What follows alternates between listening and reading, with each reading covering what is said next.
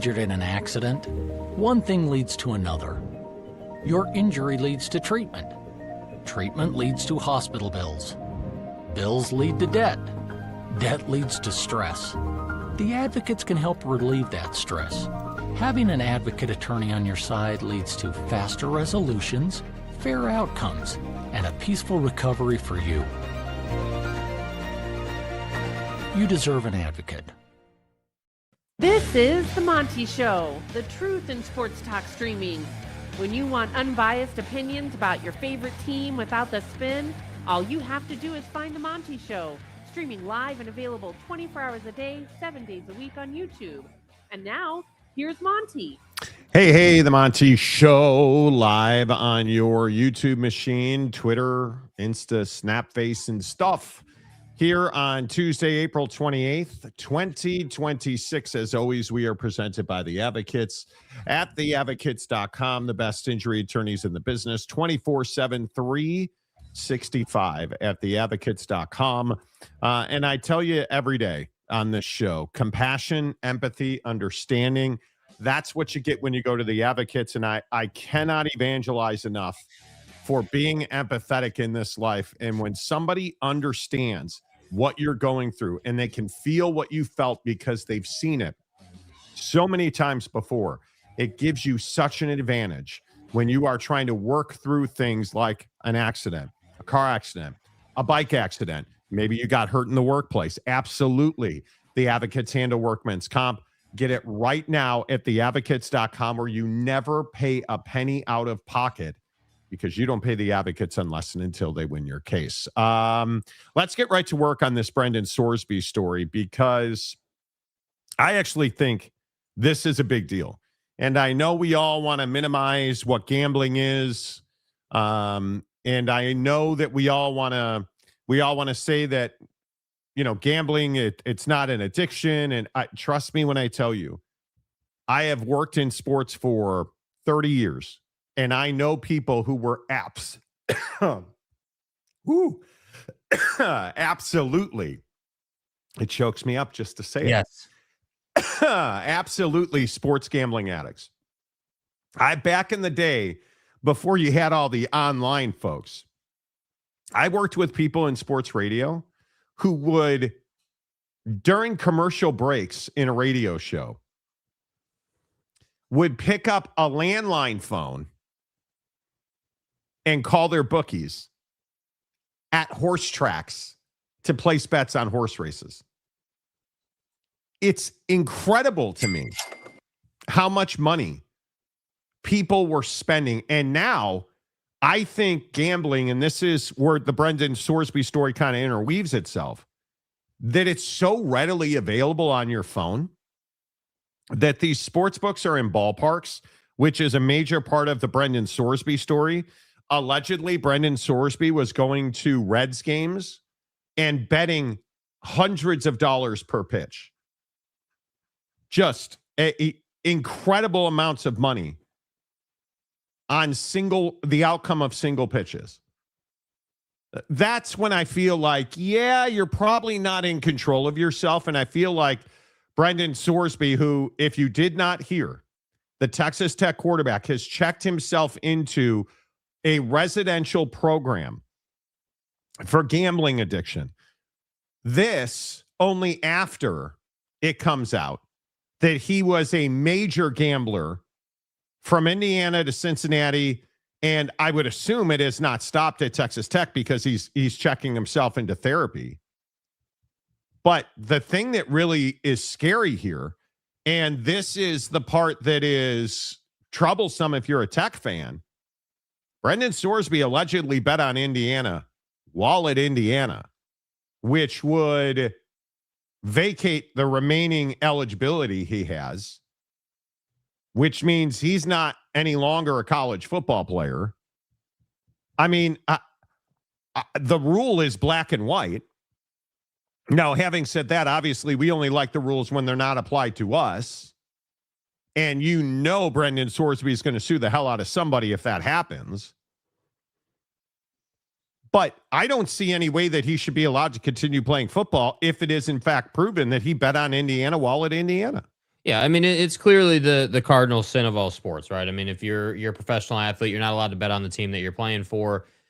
And generally speaking, gambling as a whole is frowned upon. So, I think that just generally is just a rule of thumb. But I think that the conversation around, how to view Brendan Sorsby, like how to feel about him is definitely an interesting one, because I see this angle that people are playing of, oh, well, college kid and gambling's on your phone constantly and gambling leads endorse this and that and call she this and poly market that and yada yada. And it's like, dude, ultimately these guys are the same human beings as we are, right? Like Brendan Sorsby or any other professional athlete, whoever you want to look to, they're just as human as we are.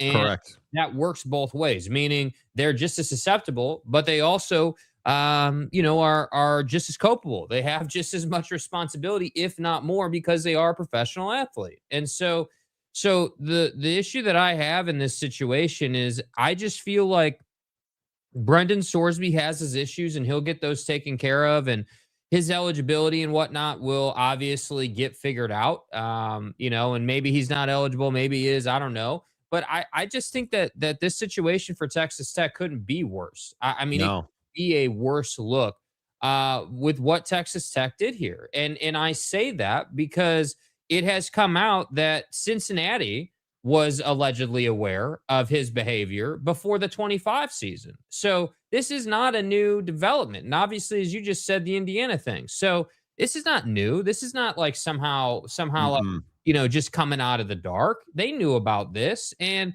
I just think it's funny to me that yesterday we get, all the thoughts and prayers coach talking out of Joey and, Texas Tech, and there's no responsibility taken for the fact that you just picked up a guy, didn't pay his $1 million buyout. Cincinnati's suing him, and now we know that he's a gambling guy. Like, you're not helping this kid. You're putting him in a worse position than he was already in by picking him up and not paying for his $1 million buyout. That's what I feel like no one's talking about here. I mean, what has Texas Tech done for Brendan Sorsby? Well, and obviously the update on Brendan Sorsby's lawsuit yesterday, well, his lawyers say, I don't want that to apply to me. His lawyers filed an answer in court yesterday stating that the buyout clause is illegal against Ohio law. Like, Ohio law does not allow these buyouts. Very convenient for a guy that is a self-admitted now gambling addict. Mm-hmm. Who probably, I'm guessing in my own opinion, doesn't have the $1 million to pay the buyout. Yeah, and they're also trying to make the argument that it's a pay for play situation in that contract. Which you were happy to partake in. Yeah. While you were at Cincinnati reaping the benefits of that, illegal contract. Who are you, the Pac-12? Yes. Right? Like, that's what this comes down to. Brendan Sorsby signed an agreement he didn't want to live up to. And then when that agreement was pressed in contract law, then he's got to sue and countersue. And this is the issue. We have, and apply this to gambling, we have zero self-accountability. And so we have a guy in Brendan Sorsby who apparently bet on his own team in Indiana, according to reports. Apparently does not want to live up to the terms of the contract he signed with Cincinnati. Does not want eligibility laws impressed against him. And is an out-of-control gambler, self-admitted. And this is the guy that Texas Tech targeted to be their starting quarterback. And we're supposed to say, oh, Tech had no ability. They didn't know. How would they know? You're telling me you paid a kid millions of dollars and you had no idea he was a gambling addict. I'm going to say you had to have some idea. And if you didn't, you're wildly derelict in your duty. Yeah, and it makes me wonder what the private behind closed doors relationships look like, because if you're Texas Tech, you've got all this money to spend. You've been out here in the market, spending a bunch of money on talent. You're telling me Brendan Sorsby's the best you could do, right? Given his situation, not any knock on him as a quarterback. You know, I have my opinions, but obviously, if we're just talking football, it's fine. But you're telling me this is the best you could do is to involve yourself in this situation. Like, there's no way. There's absolutely no way. And it just makes me feel like it optics wise, it's speculation, not factual. Totally get it. But optics wise, you've put yourself in a vulnerable position here by signing a guy who you didn't need to sign. Like, you didn't have to have Brendan Sorsby. You chose to go after Brendan Sorsby. And it makes me wonder whose dad knows which coach and which coach is in. Like, we saw this during the draft. This would not be surprising, dude. No. Oh, Brendan can't afford his $1 million buyout and he's a gambling guy and he's got gambling problems.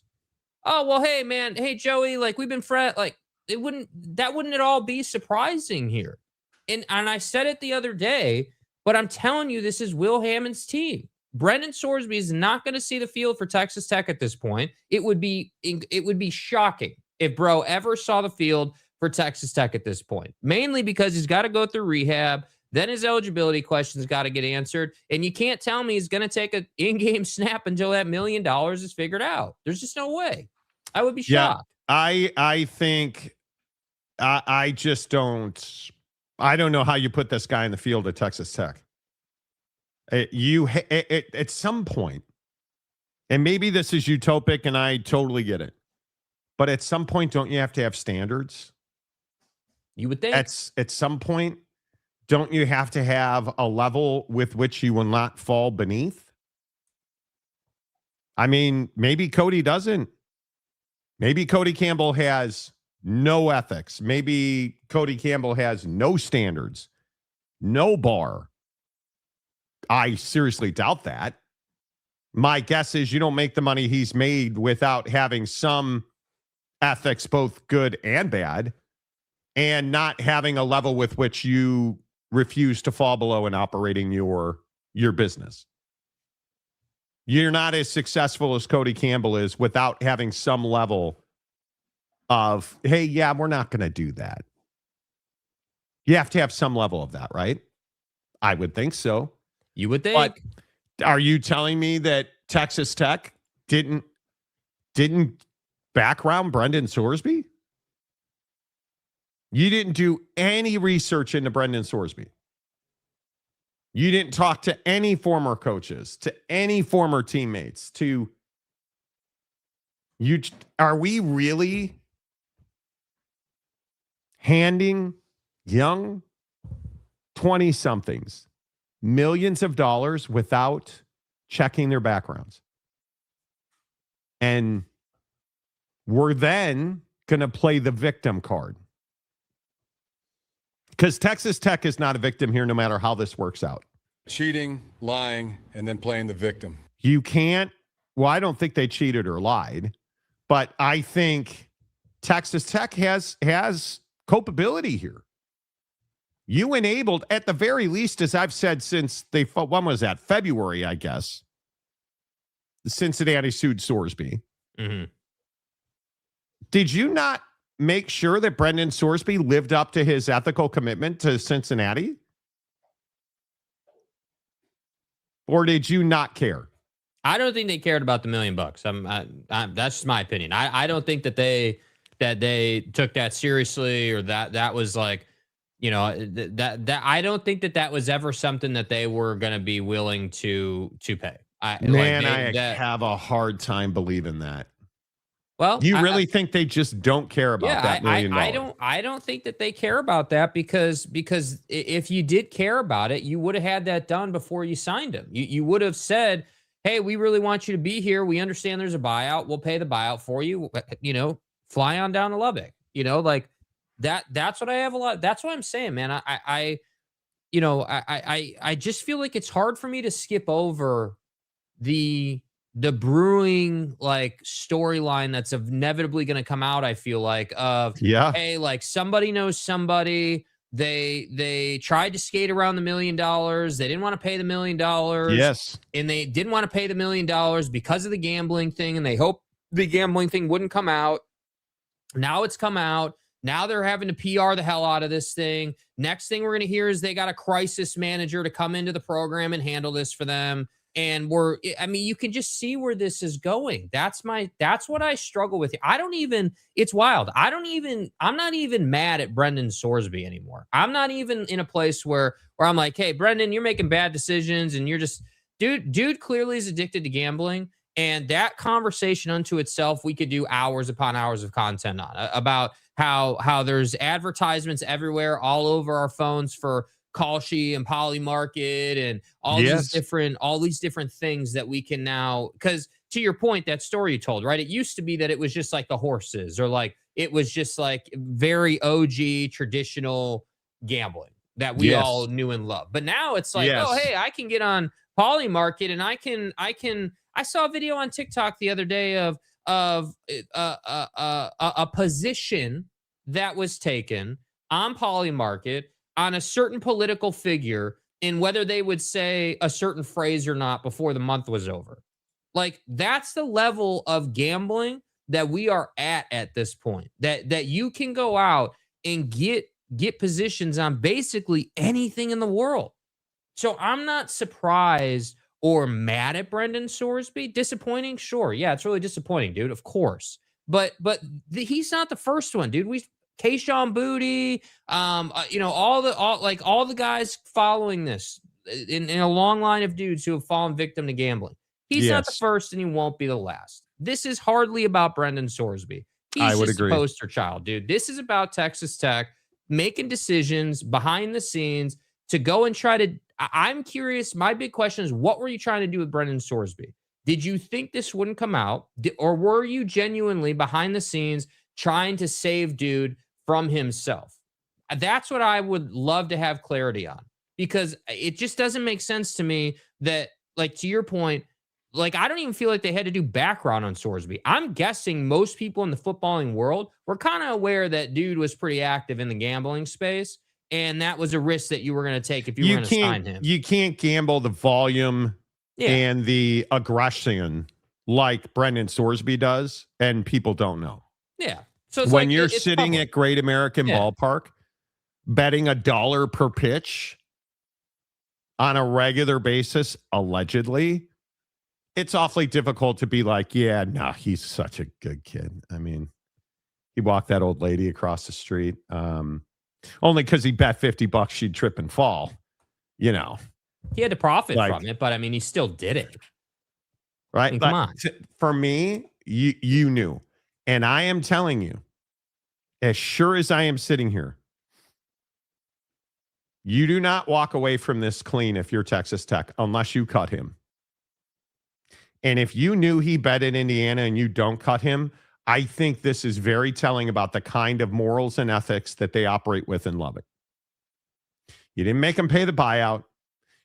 If you knew that he bet on Indiana while he was at Indiana and you kept him, if you didn't know he bet on Indiana while at Indiana, any way you slice it, this is Jim Harbaugh with free cheeseburgers for kids. How did you not know? How did you not know? It is your responsibility to know. Mm-hmm. You are paying Brendan Sorsby millions of dollars, and you did no background on him? Because my guess is if you'd asked somebody which direction he wipes, they'd have told you, well, ask him because he lost money on it. Yeah, he took a Poly Market position on front to back, dude. Right? Like, that's what you probably would have gotten in return. And I have a hard time believing, again, and maybe I live in this utopic society of my mind. I have a hard time believing that Texas Tech would have taken a quarterback out of the portal and paid him millions of dollars if they'd have known he had a gambling addiction. So I'm guessing Texas Tech had no idea because they didn't do their due diligence on Brendan Sorsby. Man. That's my guess. I could be wrong. There's no reporting and there's no information. Will anybody in Lubbock have the balls to ask Joey or Cody, hey, did you guys do a background check on Brendan Sorsby? Did you run financials on Brendan Sorsby? Did you talk to his former coaches or teammates? Any surprise that he left Indiana right when Sig was getting there and voila, they turned into a national championship powerhouse? What was he escaping at Indiana? What's he escaping at Cincinnati? It's your job to know, isn't it? Yes. Isn't it your job at Texas Tech to know what he's running from? Because what have I said about quarterbacks in the portal? And how many times have I said this? Quarterbacks that hop around, those are not the ones you want. You don't want that kid. Facts. He went from Indiana. They win. He goes to Cincinnati, and look what he's running away from. The sports book at Great American Ballpark is what he's running away from. Does he owe bookies? Does he owe bookies in Cincinnati money? Just not to cut you off, but how prolific is the sports book at Great American Ballpark, dude? Oh, it's captured how many people now? Dude, you guys remember the Alabama baseball coach getting absolutely torched by going to that? Like, this sports book is prolific at this point. Dude, that's wild. Yes. And here's the other question. Should we just ban college athletes from betting altogether? I think we should. Yeah. I mean, I just think that the hard part is they're adults, right? Legally, they're adults. You're over 18. You're an adult by the law. The hard part is that you may be an adult legally, but you're just coming into the world, basically, right? Like you're just now discovering what it looks like to be approached by somebody in the gambling space, or like to have these different conversations and to try to maneuver your way through all these difficult things. So I think that when you look at this story, there's a couple of different like layers that you have to look at it from. Number one, the million-foot view looking down on it. Got to look at Indiana, got to look at Cincinnati. Both of them had some knowledge that he was doing this. There has to be conversations about that, number one.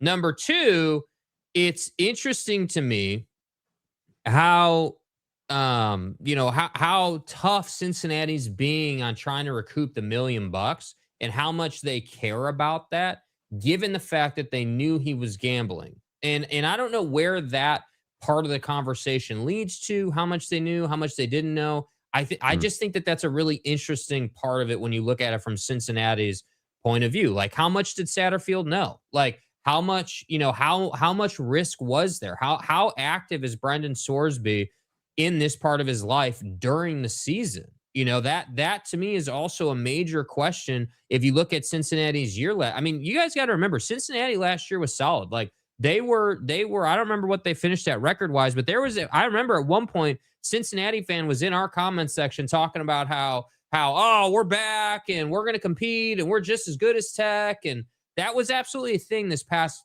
college football season. So, like, he was playing well, but I'm just curious what the exposure was on the gambling side now that he's left Cincinnati in the way that he left. And so, yes, I think that college athletes shouldn't be gambling or have access to gambling. Now, we would be naive to think that would prevent them from gambling, right? We all know that there are ways around, hey, you're a college athlete, you can't gamble. Hey, bud, ever heard of a VPN? Like, we know that there are ways around it. But at least at that point, it is as cut and dry as, oh, you were caught gambling, Kayshawn Booty? All right, we'll see you later. Booty. I don't feel like the NCAA is going to treat Brendan Sorsby, that way. I think that there will definitely be missed time this season. I would be shocked if Tech cut him. I just don't. I don't feel like for an organization that signed him, my personal opinion is that they knew about this. You knew that there was a good chance this was going to happen. So it's probably in the play, right? You probably understand, hey, we got to get Will Hammond back from that ACL ASAP. He's on track to start week 0 or week 1 or whatever. We should be fine. Maybe Brendan comes back midway through the season. Who the hell knows? But I'm just telling you, there's much more to this than, just unlucky for Tech, or Tech somehow didn't know. Like, they knew, dude. And this is all part of it. Yeah, I think he should not be allowed to play college football. If that Indiana story is true, the gambling on Reds games and pitches, whatever he allegedly did at Great American Ballpark, it's Major League Baseball. He's an adult. Great. If he bet on college football, specifically college football, he's out. If he bet on Indiana while on scholarship and on the roster at Indiana, he's out. Period. You can't have it. And to me, I understand that Lubbock fan is probably going to lose their mind and start throwing all type of, switchblade at me and all kinds of stuff like I'm the Kansas head coach, lie told. That's what fucking ticks me the fuck off. Yeah. Lie told. Texas Tech fan tends to lose their mind in the comment section on this show. If Brendan Sorsby bet on college football while as a college football player, he should be banned for the rest of his life. And you shouldn't be mad that he got banned the rest of his life because you shouldn't want that dude on your team. Exactly right. Exactly right. There's no question about it. I mean, you should ban him like we ban people who don't already have a membership after Calford gets 20 more Monty Show memberships. Way to go, Calford. Always good to see you. Bet. Shouldn't we just bring the word bet back now? Hey, do you guys think that Texas Tech's going to win this week? Bet. Yeah, bet. I like it. You guys like Cincinnati this year? Bet. Right? Can't we just, how do you guys feel about Indiana? Bet. Yeah, we know, Brendan. You bet. The question was how much, okay? Thank you. I agree. David Persons, welcome back to the membership. Good to see Nice. you. A real, and I think we need to say this, a real, live, breathing American Texas Christian University. So you're the one. Horned Frog fan. U.S. Americans. A real Texas Christian University fan. Texas. Tarrant County.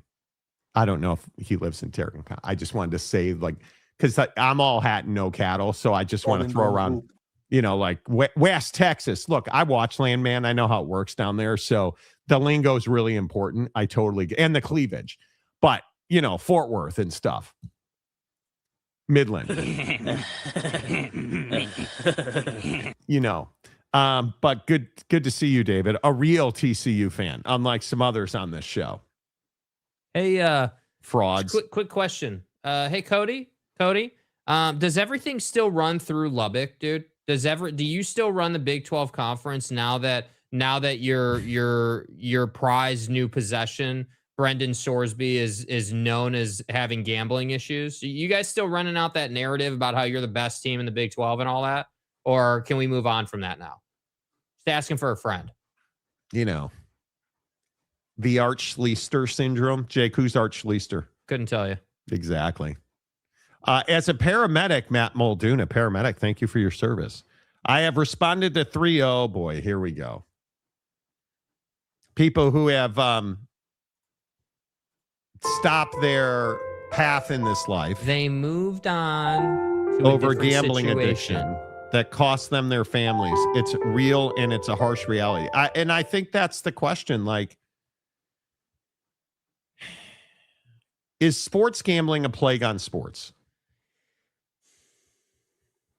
I knock on Formica or graphite or whatever this is. It's not graphite. I do not have an addictive personality, thankfully, unless it's Travis Matthew golf shorts with a 6-inch inseam. I don't have an addictive personality. But it is absolutely paralyzing when you're a gambling addict. And you just walk around Las Vegas and you see it. You see it every day. And it's no different than watching dudes on fentanyl. It's no different in my mind. Mm-hmm. And as tough as it is to see these realities, the question becomes, do we want freedoms? And everybody, I see the comment section talking about banning gambling. And do you want freedoms or not? Is gambling any different than smoking cigarettes? You know that smoking cigarettes is going to kill you, but you do it anyway. You know that smoking cigarettes is terrible for the environment, because why would you want to put your butt in the garbage? But you do it anyway. You know your chances of winning when you are gambling on sports are slim and none, but you do it anyway. There is a laundry list of dudes who have wrecked themselves sports gambling. You do it anyway. That's called freedom. Plain and simple. You have the freedom to speak your mind in this country. Your words have consequences. Freedoms and liberties come with consequences. You are free to make poor decisions. You are free to smash with chicks who are not on your level. You are free. No break. You are free to stay in the blue dress. But all of those decisions have consequences. I did not have sexual relations with that woman. You are free to flip your Land Rover in a small Florida neighborhood and then ask your attorneys to help you hide your prescription drug references in history. Knock yourself out, kid. You want to flip that Land Rover for whatever reason? Those actions have consequences. Okay, can you work in a Rossini reference just for me? You are free to have multiple kids with a head football coach. Allegedly. You are free to have him and you make a playlist for each other on Spotify. On a public Spotify account. You are free to go to sex rehab in Salt Lake City and buy your wife a gift in the airport, you schmuck. Okay. No, we'll save the Mike Vrabel airport shopper guy. We'll get to the Tower Chiefs log here. We'll get to the airmen. But you're free. All this stuff, these are freedoms and liberties we have. Mm-hmm. Are we free or are we not? We are. I'm going to say we are. I'm going to say we are. But those freedoms come with heavy responsibility. And forgive me if I have trouble feeling sorry for people. Yeah, I mean, I think generally, like, if you don't have freedom, there's no value in being, there's no value in being like a high character person or being a responsible person or things like that, right? Like, if there is no risk of making bad decision, then there is no reward of making good decision. That's just how it works, right? Like, if you don't have the freedom to make bad decisions, then you don't get the honor of making good ones. That's the hard part here. So I don't feel bad. This was kind of my point with some of these other stories we've talked about this week and last week. Like, I don't feel bad for these people, because just the same way you have the choice, or I have the choice, or someone else has the choice to go and cheat on their spouse or blow a bunch of money or do this or do that, it would be detrimental to your life. Like, they have those same options. The only difference is they have more bandwidth in terms of finances because they were involved in what amounts to professional sports at the college or pro level. So I'm just sitting here saying, like, dude, it's like, Brendan, you made this decision, dude. That's why I said this conversation, like the headline is going to say, hey, like, Brendan Sorsby enters gambling rehab. But the story is more of, hey, the system ate Brendan Sorsby alive, and nobody seemingly yet wants to talk about or ask, Joey or Cody or anybody in Texas Tech land about their responsibility here. And that's what I think is so rich about professional sports. Player gets in trouble because he's addicted to gambling, addicted to a system that's massive and profits off of the sport and is constantly in front of you as a professional athlete. Texas Tech tries to take advantage of that in some form or fashion that's not clear yet. And then when it blows up, Nobody wants to ask the leadership at Texas Tech what the deal is and like what the situation is. This is what I said about the Michigan stuff, right? Nobody wants to ask Ward Manuel what his responsibility is, even though it's his athletic department and even though he enabled a ton of that stuff, right? Nobody's going to ask that question. That's my problem with these stories, dude. We're asking the wrong people the wrong questions. We want to talk to Charlie Baker. We don't want to talk to Cody Campbell. That's my problem. Yeah, I think it is. This is a very black and white, cut and dry situation. We need clear rules and regulations in place that are not complicated. Did you bet on college sports as a college athlete? You're out. I'm going to appeal. Yeah, there's no appeal. You bet on college sports as a college athlete. Rule's the rule. You're out. Oh, that's right. There is no collective bargaining in college sports, so we're all going to sue each other. So then, because of that, what does a CBA for college athletes do here? Oh, you bet on college sports. You're out. It's collectively bargained. You agreed and we agreed. You're out. There is no lawsuit to be had because it's collective bargaining. But why don't the powers that be want collective bargaining? Because then you got to pay more. you got to give up more of your money. You got to give up more of your money. And through that process, collective bargaining would hamper their ability to do things behind the scenes that are not legal or are not, on the up and up. And that's where I say, again, I've been on a run lately. Give me a tinfoil hat. I'm not putting it by these guys, dude. I'm not giving dudes the benefit of the doubt, bro. You have more importantly. Here we go. Because this is Jake's story. Wait.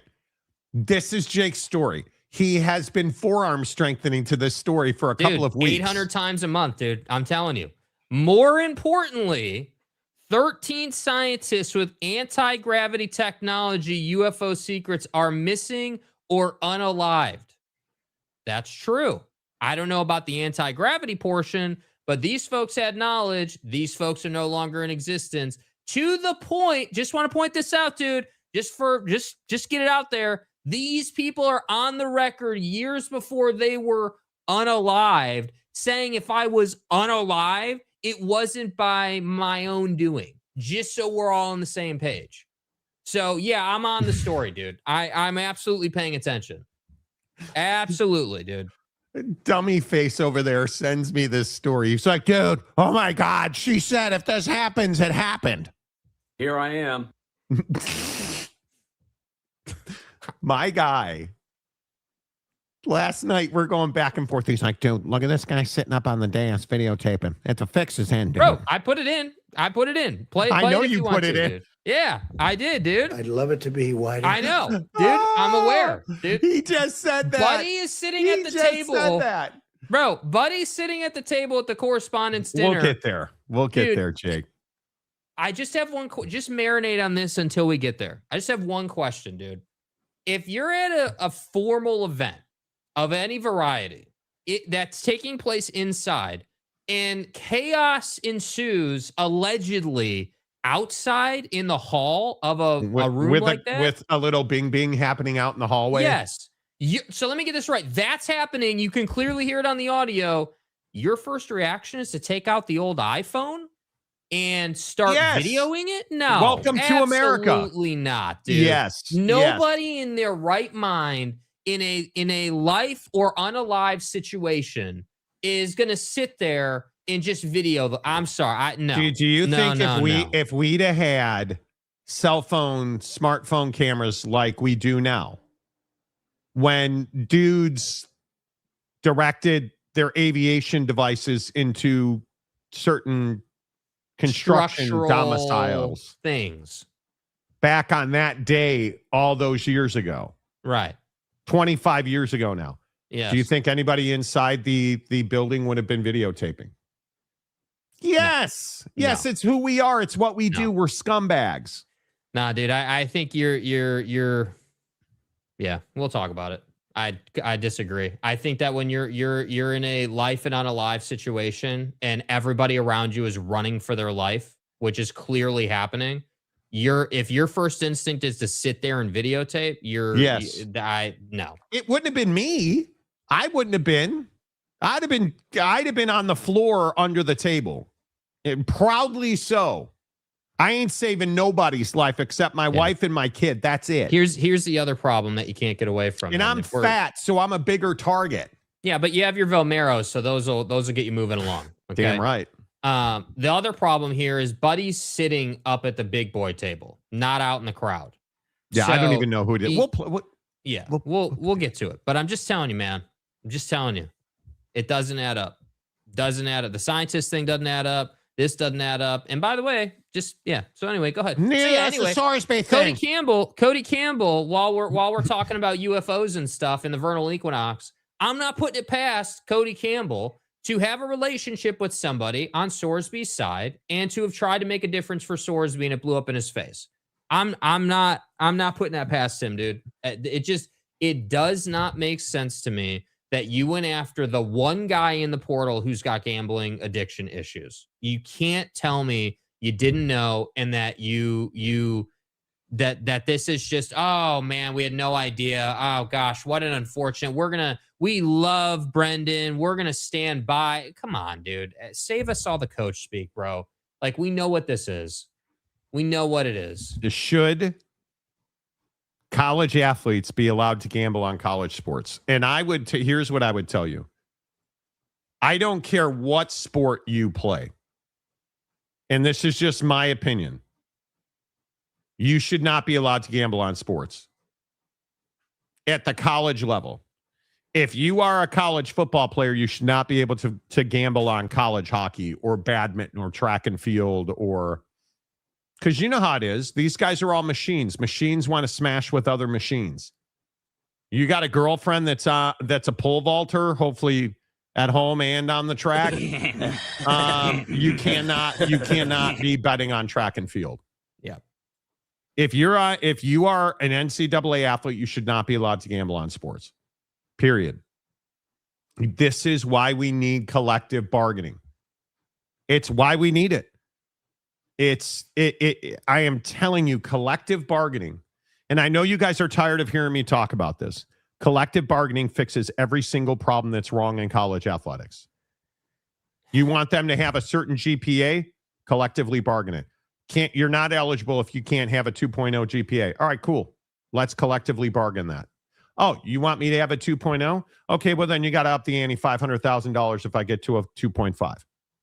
Any athlete that's making that's at 2.5 GPA gets a $500,000 bump. Funny how you guys don't want that 2.0 anymore. Yep. That's how collective bargaining works. You want this, then you're going to give me that, and we're going to negotiate it. It's as simple as that. And I really don't think it's that complicated. Yeah, but I don't. I agree with you completely, but I still, I guess maybe this is the cynical side of my opinion, but I just don't buy that the powers that be want to collective bargain like that, because that would prevent them from having the control of sorts that they have now over certain situations around money and like how they control is such an illusion. I'm so tired of that. Control is, do you guys understand that control is an illusion? It's not real. Control is not real. What do you really control? I can walk outside and get hit by a bus today. What do you really control? Honest to goodness. What do you really control? You're not going to control a kid in what he does with his money or how much money he should make. And all these old white hairs that want to keep these kids from getting paychecks, you're not going to control that. Well, because it only makes it worse when you try to suppress people. Well, what have they been doing? What do you mean? Suppressing people, controlling it, and preventing them from making money. And how much money they've lost because of it. Yeah. I guess that goes both ways. I feel like, yeah, they have lost money. Yes. Now they're losing money. Yes. Yes. But for how long had they not been losing money? For how long had they been had kids not been getting paid? I think now they've lost it in triplicate. And this has been talked about a lot.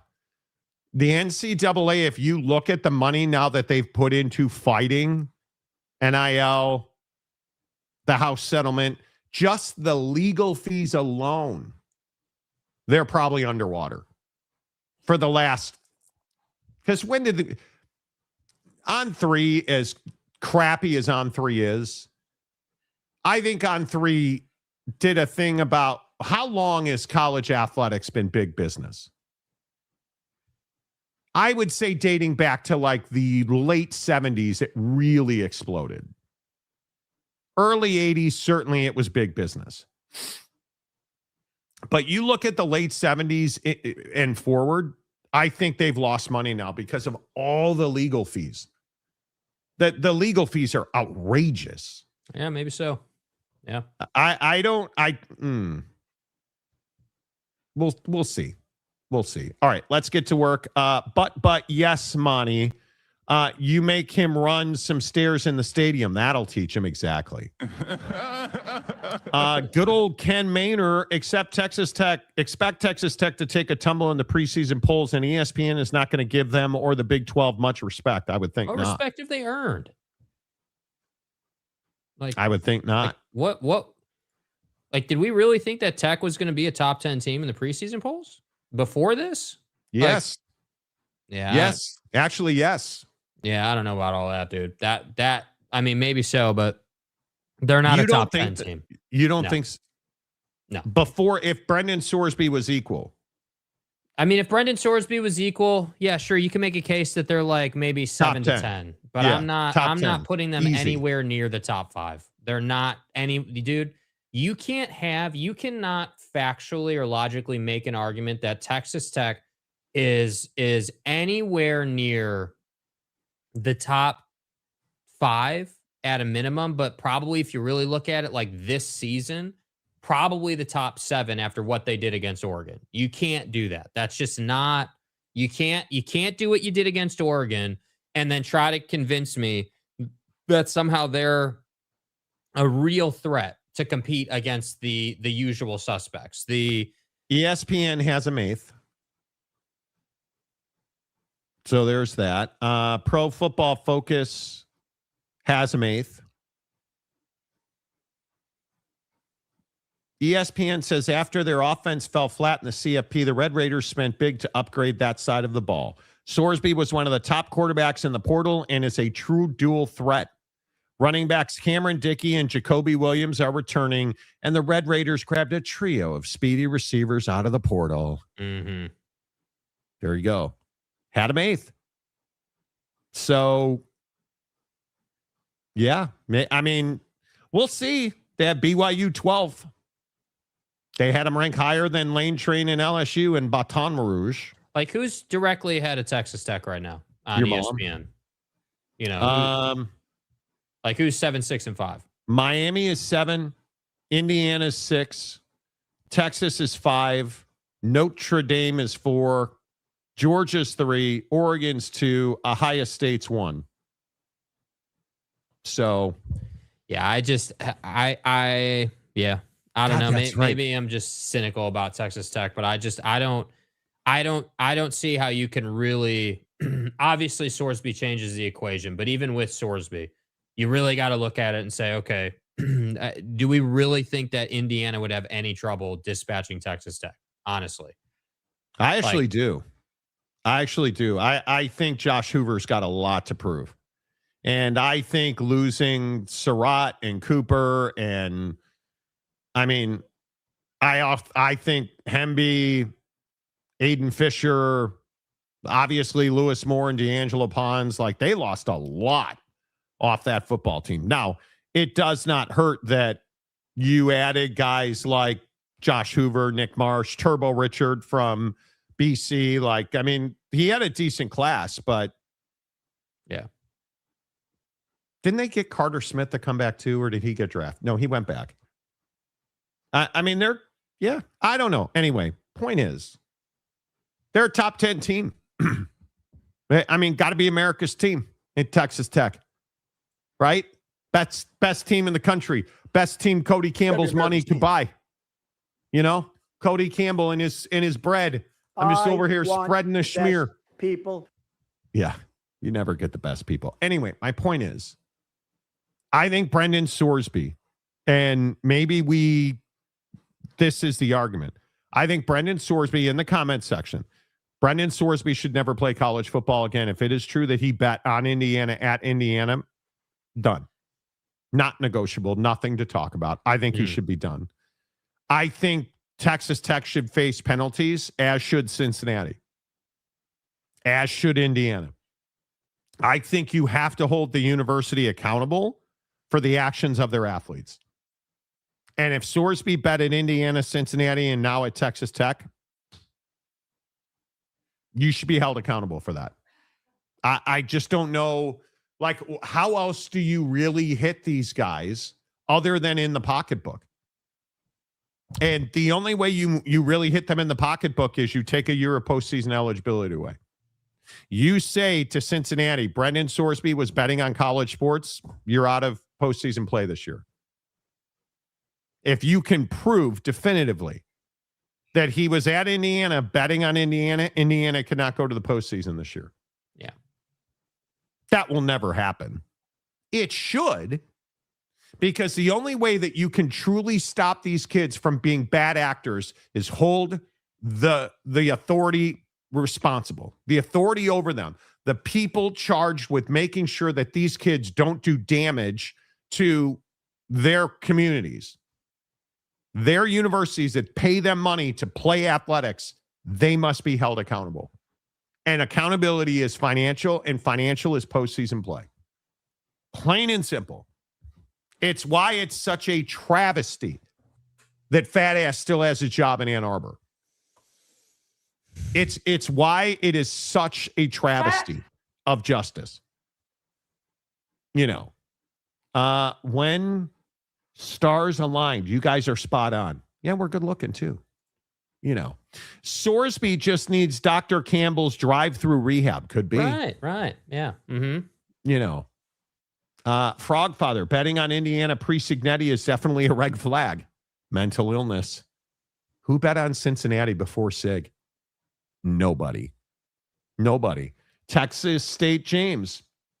I'd like to offer Brendan Sorsby some counseling in the rectory. Oh, James, that's so nice of you. Me? That's amazing. Good I job. love the casual as a Texas Tech fan reference, dude. That's so good. That is so good. Just slide it right in there. Yeah, dude. You know. Lover boy. Ken Maynard, Texas Tech is probably now a top 20 team instead of top 10. I would agree with that. But, you know, Duck Monty, those tortillas are hard as rocks. We're on a run, inexplicably so, in the Monty crib of those raw tortillas that you make on the stovetop. Dude, I made egg, smoked turkey, like, you know, lunch meat, smoked turkey, egg, and Swiss breakfast tacos last night for dinner. Oh, you want to talk about colon therapy. Oh, so good. Little Saul's on there. Polish them off with red grapes. Oh, my God. Big 12 championship brought to you by FanDuel. Exactly. Apparently, gambling runs through Lubbock. Could be. Apparently. Could be. You know. Could be. College sports has to be consistent across the board. We should never see FanDuel or sports gambling branding on football jerseys, fields, or bowl games. No hypocrisy. Good luck with that. I don't see how you get there. You know, Monty is right. You can see videos all the time of someone getting beaten, shot, and all bad things. Instead of running to help, there's always someone videoing it. Always. Yeah, this is different though, dude. This is a different situation. No. This isn't on the street, man. Actually, it's not different. No. You want it to be different. No, you just don't want to buy into that there is stuff happening that we've never seen before in the government. I totally buy into that. Then if you buy into that, how is there any doubt that there's a high probability that the first time and now the second time these are both staged? Oh, I don't have any question that. Then how are you questioning what Buddy's doing? Butler was staged. I just don't think a dude sitting on a dais picking up his iPhone and videotaping is an indication of anything. We're a bunch of scumbags in this life. Nobody's trying to help other people survive. We just want to get it on tape so we can go viral. Mm-hmm. I don't think. Listen, you're fighting the wrong fight here, kid. I absolutely think it was staged. I absolutely think it was staged. Do I think it was staged because Buddy was videotaping with his iPhone amazing device? No. I'd be doing the same thing. There were a bunch of other dudes in that crowd videotaping. You know. Did you see the video of the old dude continuing to casually eat? I did. He's a superstar now. Let me get this right. There's a bunch of fireworks going off, and you're just like, huh, you going to eat those fries? Like, are you kidding me? Yeah, dude's got to eat, man. How about the ladies taking the bottles of champagne? Amazing. Yeah, clearly you guys aren't going to drink this. Is that a bottle of champagne in your pants, or are you just happy to see me there? Right? You know, collective bargaining is a form of controlling for each side. Yeah, that's why it's collectively bargained. Totally agree with that. 47 straight. I'd imagine the Oklahoma versus the NCAA over broadcasting deal lawsuit has to be one of the points when college football became big business. I would agree. BYU just became the favorite in the Big 12. I think Utah's better. They're not.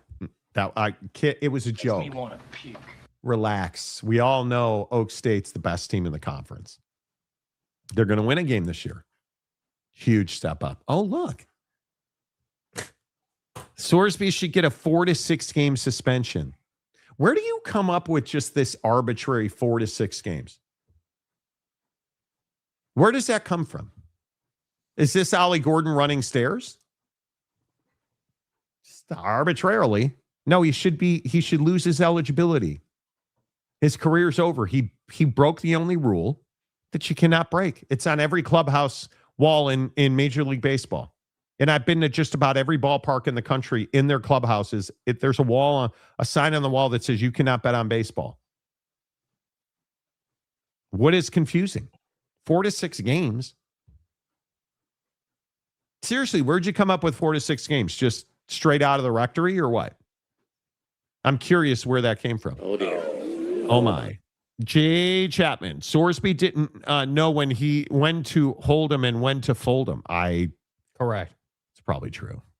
The rectory has a franchise in the Texas area. Okay. Yeah, James, are you offering positions on activities that take place in the rectory? I mean, is that how you know it should be 4 to 6 games, or what are we looking at? I'm curious where you came up with that number. We are entering the Kyrie Irving portion of the show. Oh, I have no doubt it was staged. No doubt. Wait, so let me get this right. Marines, law enforcement officials of all varieties, highly trained in the use of the pew, if you will. And they didn't hit him one time? Not once. And then not in the leg, not in the dick. Certainly not center mass. You didn't hit him one time? How does that work? Yeah, I don't know either. When in the post-game presser, when Todd Blanche is asked about evidence collection, he casually just, off the cuff rolls out, oh man, when something happens inside, that metal object that comes out of certain devices to inflict certain outcomes. Yeah, it's hard to recover those sometimes. Sometimes you can, it's not an exact science, man. Sometimes you can pick them up and, sometimes they just grow legs and disappear. Can't find them. And it's gone. Like, come on, dude. It's so ridiculous. Notre Dame James. I like the caller. Dude, good touch. You might as well just change the name to Bavacqua James, dude. You might as well just go all in to the shtick. Bavacqua. TCU is now the favorite in the Big 12. Go Frogs. Believe that's true. Sonny Dykes is just going to start winning games somehow. The fact that he's in priest clothing still gets me, dude. Yep. It's amazing. I mean, he's from Syracuse, New York. Yeah, just north of Utica. What does a uterus have to do with this? James, does Lubbock, Texas have good pizza? I guarantee you James has no idea. And now, TCU James, you have fallen so far that BDM is trolling you. And well. And well. Hey, player. What about, what is up with, have you already given up on the pizza reviews? Like, Big Daddy Magic. Jake, did you go watch the pizza review video? I actually did not get a chance to watch it. I mean, I can, we can delve into that. You were busy forearm strengthening. Right. Yeah. Is that why you couldn't watch it, or? That's correct. Yeah. You're getting trolled. That's normally what I focus on, but I've been watching a lot of Dave Portnoy lately. Stop right there, dude. Stop right there. I've been watching a lot of Dave Portnoy videos lately. Now you're Provo James. I mean, Provo Priest James. Let's go, dude. Texas State James, 4 to 6 games because that's how long I need him in the rectory. Well, you do you, bud. You do you. BDM, the last time I was in Lubbock, I had tacos. Bucky's doesn't count, dude. Oh, I thought someone got on the outside of his ear. Yeah, I mean, it turns out that, he's got magic powers to regrow things, Yeah, James, no word timeouts can save you now. You got trolled by BDM. Texas Tech James, exactly right. Yes, I'm here for it. This is why I put you in word timeout, to protect you from you. That's right. Who are you, Brendan Sorsby? Jeremiah Champion tried to save you. And yet still, you watch a lot of Barstool. Just fast forward that video. Jake, just fast forward that video to the middle and just start playing it. Let's see. Okay. All right. Here's video's 5:22 in duration. I'm going to just get to like 2:45 here. Let's just see what it says. So, is this great? No. Attacking it.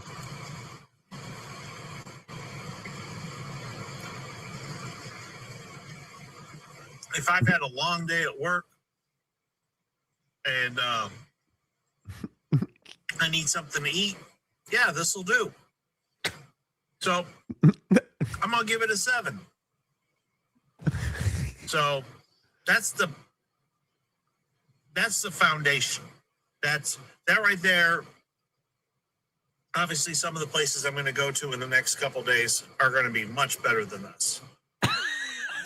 So wait. And you know that because you've been to those places already, dude. So wait, you gave it a 7 out of 10. And everybody else knows that this pizza sucks and everybody else's pizza is better, but I'm giving it a 7 out of 10. We keeping a buck right now, we ass. Well, I mean, listen, if I'm starving, stuck on the, plains of America, sure. Would I eat this crap? Of course. And I'll see you in Valhalla. I'm going to give it a 7 out of 10. I'm going to say you're going to have to, I didn't either. I was a little disappointed. Okay, let me go back to the beginning. Maybe he blesses it in the beginning. Let me see here. Did you say grace or a small prayer of thankfulness before you shove that pizza down your gully? Okay, this is the beginning of the video, the first 10 seconds. Let's see what is said in the first 10 seconds of the video, bro. Hi, it's James. I like to talk about stadiums on this channel, and that's normally what I focus on, but I've been watching a lot of Dave Portnoy lately. Pizza, and I grew up in upstate New York originally. Liar. And I don't believe you. When he did the video on Heisen's Nisa Pizza in Fort Worth, it kind of struck a nerve with me, I have to admit. But then I thought, it's like, I've had pizza all over the United States. I've had some of the best pizza I remember this one place in Manhattan, Kansas. AJ's Pizza was phenomenal. There was another Manhattan, place Kansas. that I looked up. So the answer is no. He didn't bless the food. Just to clarify. See, and James- I thought all men of God said grace before they ate a lot of cholesterol. He's a hoe, and I want that known. The Frog Father, Sabaro James, exactly. Orange Man James, New York style pizza is the best. Frog Father James has a YouTube channel. Yes. James, you really should roll in an intro that includes you blessing the pizza in a priest outfit. You should. That would be hilarious. I'm James. I'm Pastor James White. My life's work is ridding the church of pedophilia and pedophile priests. Let's eat. I've prayed for moments like that. I don't think it's that difficult. Yeah. What's up? Good to see you, Randy. What's up, James, buddy? stick to charting. You're no videographer. Wow. Brother. Wow. James, was that at Mama's Pizza on Camp Bowie Boulevard? Good pizza. You know. James, here'd be my recommendation to you.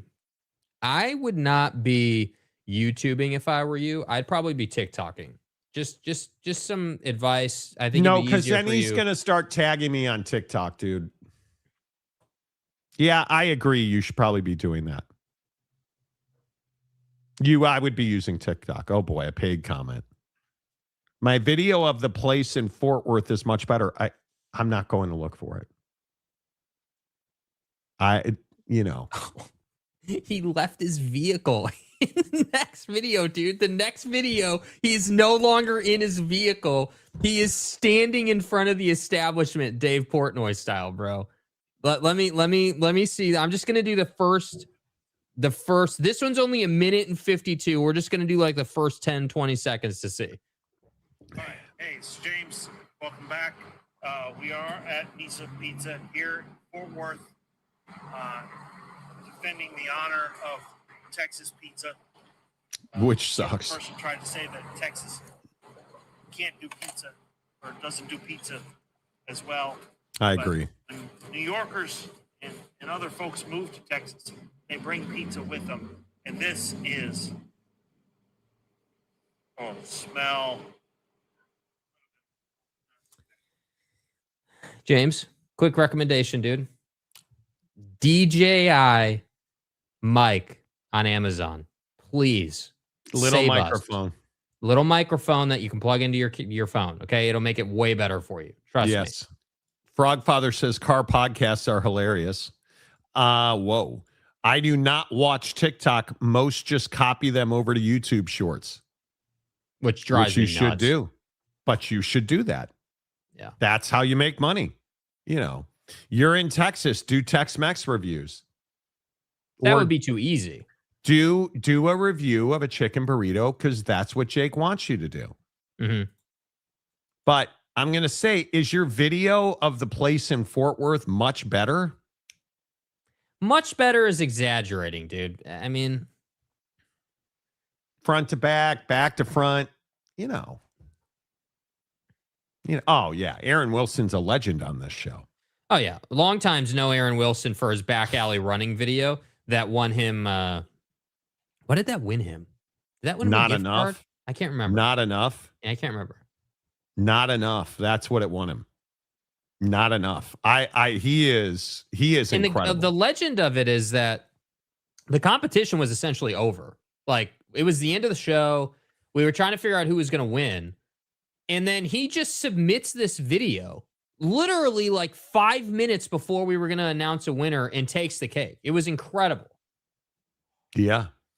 If you're going to do it, James, you need to take consideration quality of video and quality of sound. You sound like you're 1,000 miles away from the microphone.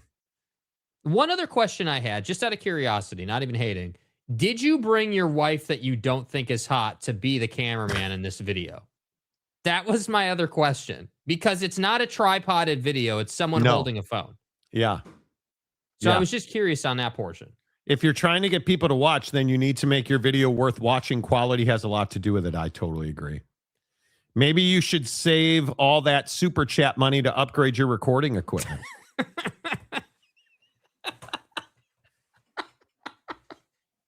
Dude, bro. Yeah. James, I like your videos, and you should do pizza reviews once a week on the show. If it's a way better than talking stupid baseball. Dude, baseball is awesome to talk about, man. You know. Aaron walking into Wally World, and the greeter is standing there. So as Aaron says, "Get out of the way, dude." Well, yeah, bro. Iconic, man. Get out of my way, dude. It's iconic. Frogfather is correct. Let's rename it Fort is worth the pizza.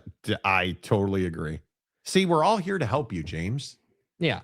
We're all here to help you, but it's got to start with blessing the food. And you're a man of God. Jesus would be disappointed. You literally should name Gotta your say channel. grace. Dude, if you're gonna transition, because that's what this is. This is you getting in the transfer portal and getting away from facility videos because pizza videos are more attainable, which I don't even disagree with that strategy. I mean, food Totally is agree. food is a great segment to be in. No question Yes. about it.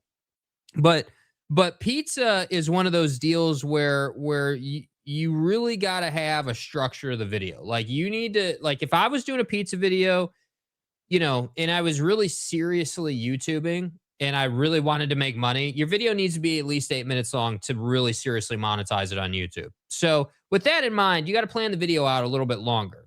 The other way to monetize is to get 10 to 20 million views over a 30-day period with YouTube Shorts. That's the YouTube recommended, you know, view quantity. So if you want to play the shorts game, do it. Just have the mic, but just make it a little more engaging, right? Like bless the food, be in the outfit, name your channel, you know, something like Jesus Blesses Pizza. Yeah, put on your priest outfit. Yeah, do it. Like lean full into the shtick, man. I'm telling you, And then take the leftover pizza and feed it to homeless people as communion. And say that you're blessing them. And take the Modelo and pour it over their foreheads like it's water, wine, and stuff. The blood of Christ and stuff. Do people remember? I'm a bad person. I freely admit it. Do people remember when the U.S. started playing the original Japanese Iron Chef show? So crazy, but you had to sit and see how the episode ends. It was amazing. It was amazing. Now, it's not as amazing. Speaking of really bad videos, it's not as amazing. Bro, dude. Look, now that I currently, with my current wife, reside in the state of Washington currently, the Cougs have a big following. Cougs. I'm not even going to say, I'm not going to introduce the video. I just want you to enjoy this greatness from the Pac-12.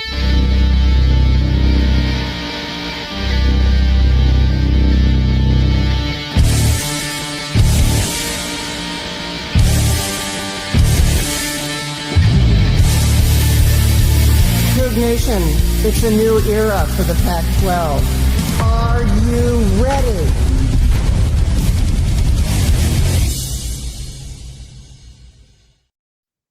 And his name is John C.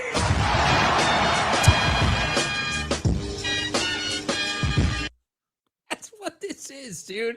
This is a wrestling promotion video, bro. Like the music, I'm going to come out of the smoke in my hooded hoodie. Like, and I'm going to hide my face. And are you ready? Like, bro, what is this, a wrestling promotion? Like, what? I just don't understand it. That was terrible.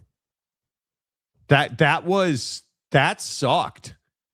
Like that was, and here's again, you had a bunch of people sitting around a table who are like, oh my God, this is a home run.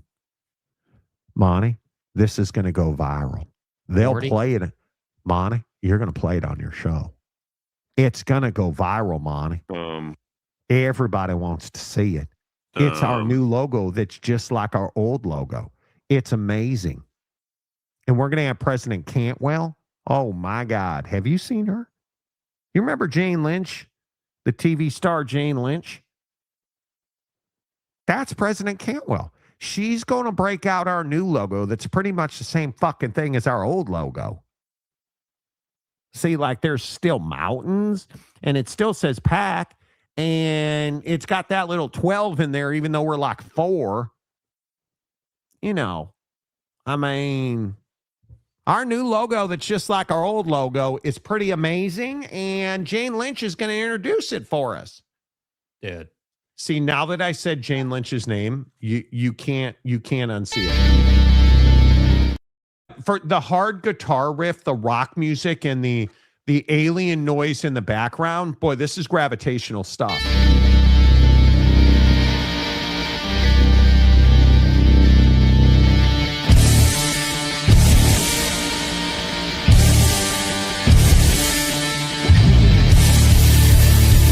Cougar Nation, it's a new era for the Pac-12. Are you ready?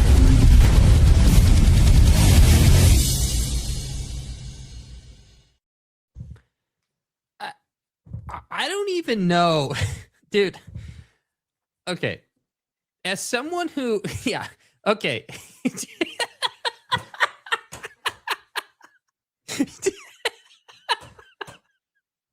Bro, What is she like the Sith? dude, yeah. Is that what this was?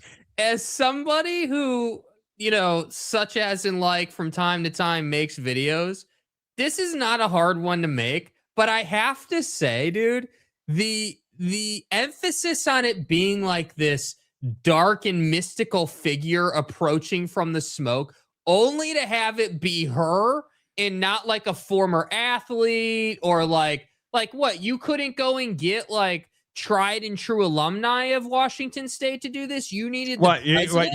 Yogi Roth was busy that day? Yeah. Like what? Mike Yam was busy that day? I just can't get over it. It reeks of middle-aged, out of touch Pac-12 person who just can't get with the time. It like the pointing and you know what the funny thing is, dude? This goes back to the whole idea of this powerhouse production studio and Buddy the scriptwriter. Dude, Buddy the scriptwriter wrote this thing out and was like, you're going to point at the camera and you're going to ask them if they're ready. Look, Jane Lynch canceled on us today, so it's you. It's go time, okay? We were going to have Jane come out in this Sith outfit, and she was going to look amazing.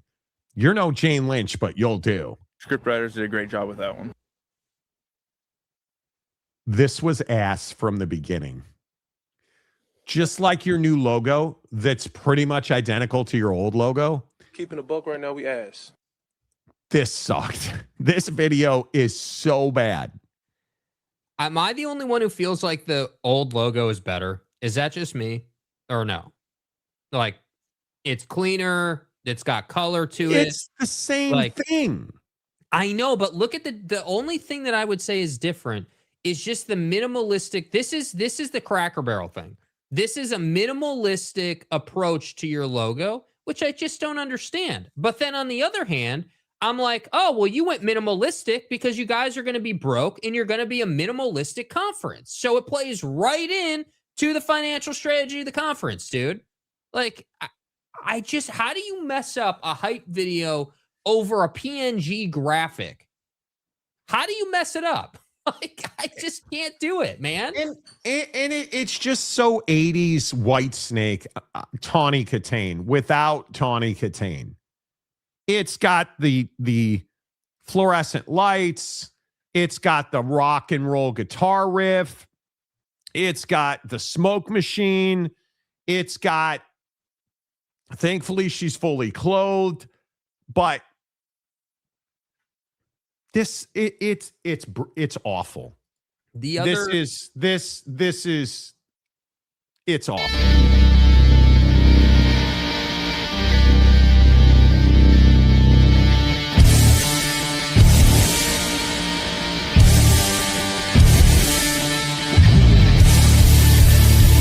Cougar Nation, it's a new era for the Pac-12. Are you ready?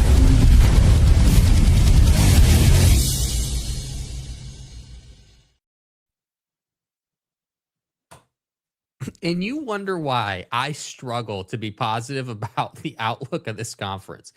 I just want to point this out as well. It's been months since we heard anything out of this conference. In the last 2 times that we've heard from you now, it's been older person who is allegedly leading things at their school and in the conference, and it's flopped both times. Right, because Both that's times. what college sports is. It's old people. Like, my God.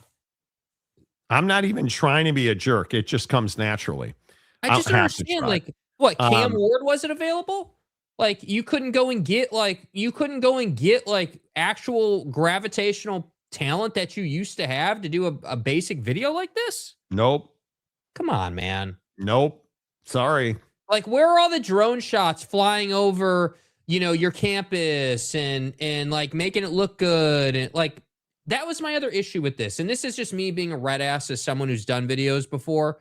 Like, this is like a 20-second video or whatever it is. You did all of this in a room with some lights in a camera. You put no effort into displaying, like, you guys know the Big Ten video that they rolled out where like it kind of goes across the whole conference and they pay homage to each campus, and it's like a digital, like it's caricatures of the stadium and all that. I thought they did a really good job with that. I thought that did a good job of like displaying the fact they're nationwide, and it also does a good job of highlighting the individual universities. That's my other question with this video. Why Washington State? Like, what happened? Boise State wasn't available? Like, San Diego State wasn't available? Like, why did we go with Washington State? That's what I didn't understand either. It's so strange. It's weird. It is just, it's so bizarre to me. James wants it known. He's on the record now here on YouTube. I had nothing to do with that awful video. Your videos are better. Yeah, I'll give you credit for that. Is she wearing Jordans? Must be date night. But that's did you a reference see from the weird show yesterday. Yeah, that's actually a really good reference. First of all, how are you not a member yet? First of all, I mean, we've only given out like 800 free memberships this week. So, I don't know how you're not a member, one. But two, did you guys notice the weird cut to her feet, like right as she's walking out? Did you see that? Like, it's quick enough to where it's her feet, but you can't tell what she's wearing. It's a Rex Ryan special. Yeah.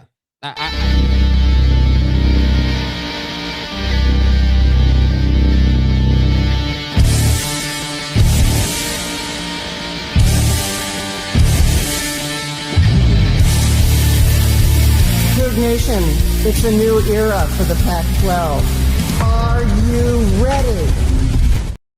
I can't do the whole pointing thing. It's so weird, bro. Like, look, Grammy, I appreciate your participation in the video. And I don't even think they are Jordans. FTR. Pac-10. Nick D. Ho ho! Is the Pac-12 going to be considered a power conference again, or is it a G5? Well, now G6. What with that video? Yeah, I mean, that was like a... That's P4 content right there, right? Yeah, that was like a D3 video, dude. Yeah. Like, come on. To be fair, making the 12 smaller was brilliant. It represents how small and irrelevant the conference has become. Wow. I'm just telling you, wow. Not the first reaction? Is that not the first natural reaction when you see this video, dude? Oh, Andy, I miss you. Dude, small budget video where they clearly cheated the process just to try to put something out. San Ramon. I know. Their own production facility. Dude, anti-gravity production facility. I understand. Yogi Roth and shit. Yes. Come on. Yes, dude. Yes. I can't even. By the way, are you going to sell the Sith hoodie that she walked out in, branded as the Pac-12? Can I get my hands on that? Musk is so strong on that hoodie. Yeah. I mean, can I get my hands on that? Like, where's the website to buy the merch, dude? It's such a weird thing. It genuinely, ball busting aside, genuinely. Who thought that was a good idea, dude? Who's thought that busting? I'm not ball busting. I'm being honest. Who the hell thought that was a good idea, man? What do we got, guys? What do we think of this video? What do you, Jimmy? Love it. Karen, love it. Steve, love it. Mike, love it. Yogi, love it. You like the video more or the logo more? Love it. Hey, Radio Wizard of the Northwest, what are your thoughts? Oh, Love great it. video. Great Oh, video. Man, wow. Earth-shattering. Holy cow, you guys. Let me get that envelope out. We can write on the back of it. Here, let me roll it out. The Pac-12 is back. Okay, dude. Who you, Texas under Tom Herman? Come on, like, bro. Are you kidding me right now? I understand USC used to be in the conference, but you're not back, bro. Just stop. That video is so bad. Baylor fan James. According to the Mountain West, the Pac-12 are full of the Sith. I don't get it. Wow, Tulane, Memphis, and USF really dodged a bullet not being associated with this dead conference. What a clown show. That's my point, dude. Like, doesn't this video just exude like, hey, we don't know what we're doing. Like, we're just terrible. Like, we just have no idea what. Hey, guys, the drama club, they just put on a production of Grease, and we have this cool sound stage. It's got these flashing lights and stuff. You ought to try it. Get Jane Lynch in here. San Ramon and shit. We can do it. Do you guys literally, does the Pac-12 group or the production studio or whatever, do you really think that anyone gives a damn about who she is? Jake, they produce games on the CW. This is high level man, stuff. I know, and Live Golf is just booming for the CW still. Hey, man. Did you guys hear they're going out of business? They canceled New Orleans. They're going to go almost 2 months without doing an event. Go play intramurals, brother. Hey, Romer, you want to head over to the DP World Tour, or what are we doing? I got that DP for you. Yeah, right? I mean, I know it was such a great decision to go to Live, but, you know. Bryson, how's that wrist? A little Losers. discomfort in it. You know.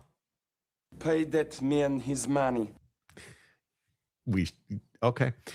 Nick D, in a few years, it will be a defunct conference again once the Big 12 takes Boise State and others.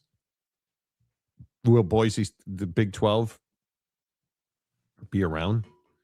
You know. Okay. Matt Muldoon, new logo was spit out of Claude. Do you guys think that's an AI logo? Jake, you use AI to create graphics all the time. Daily.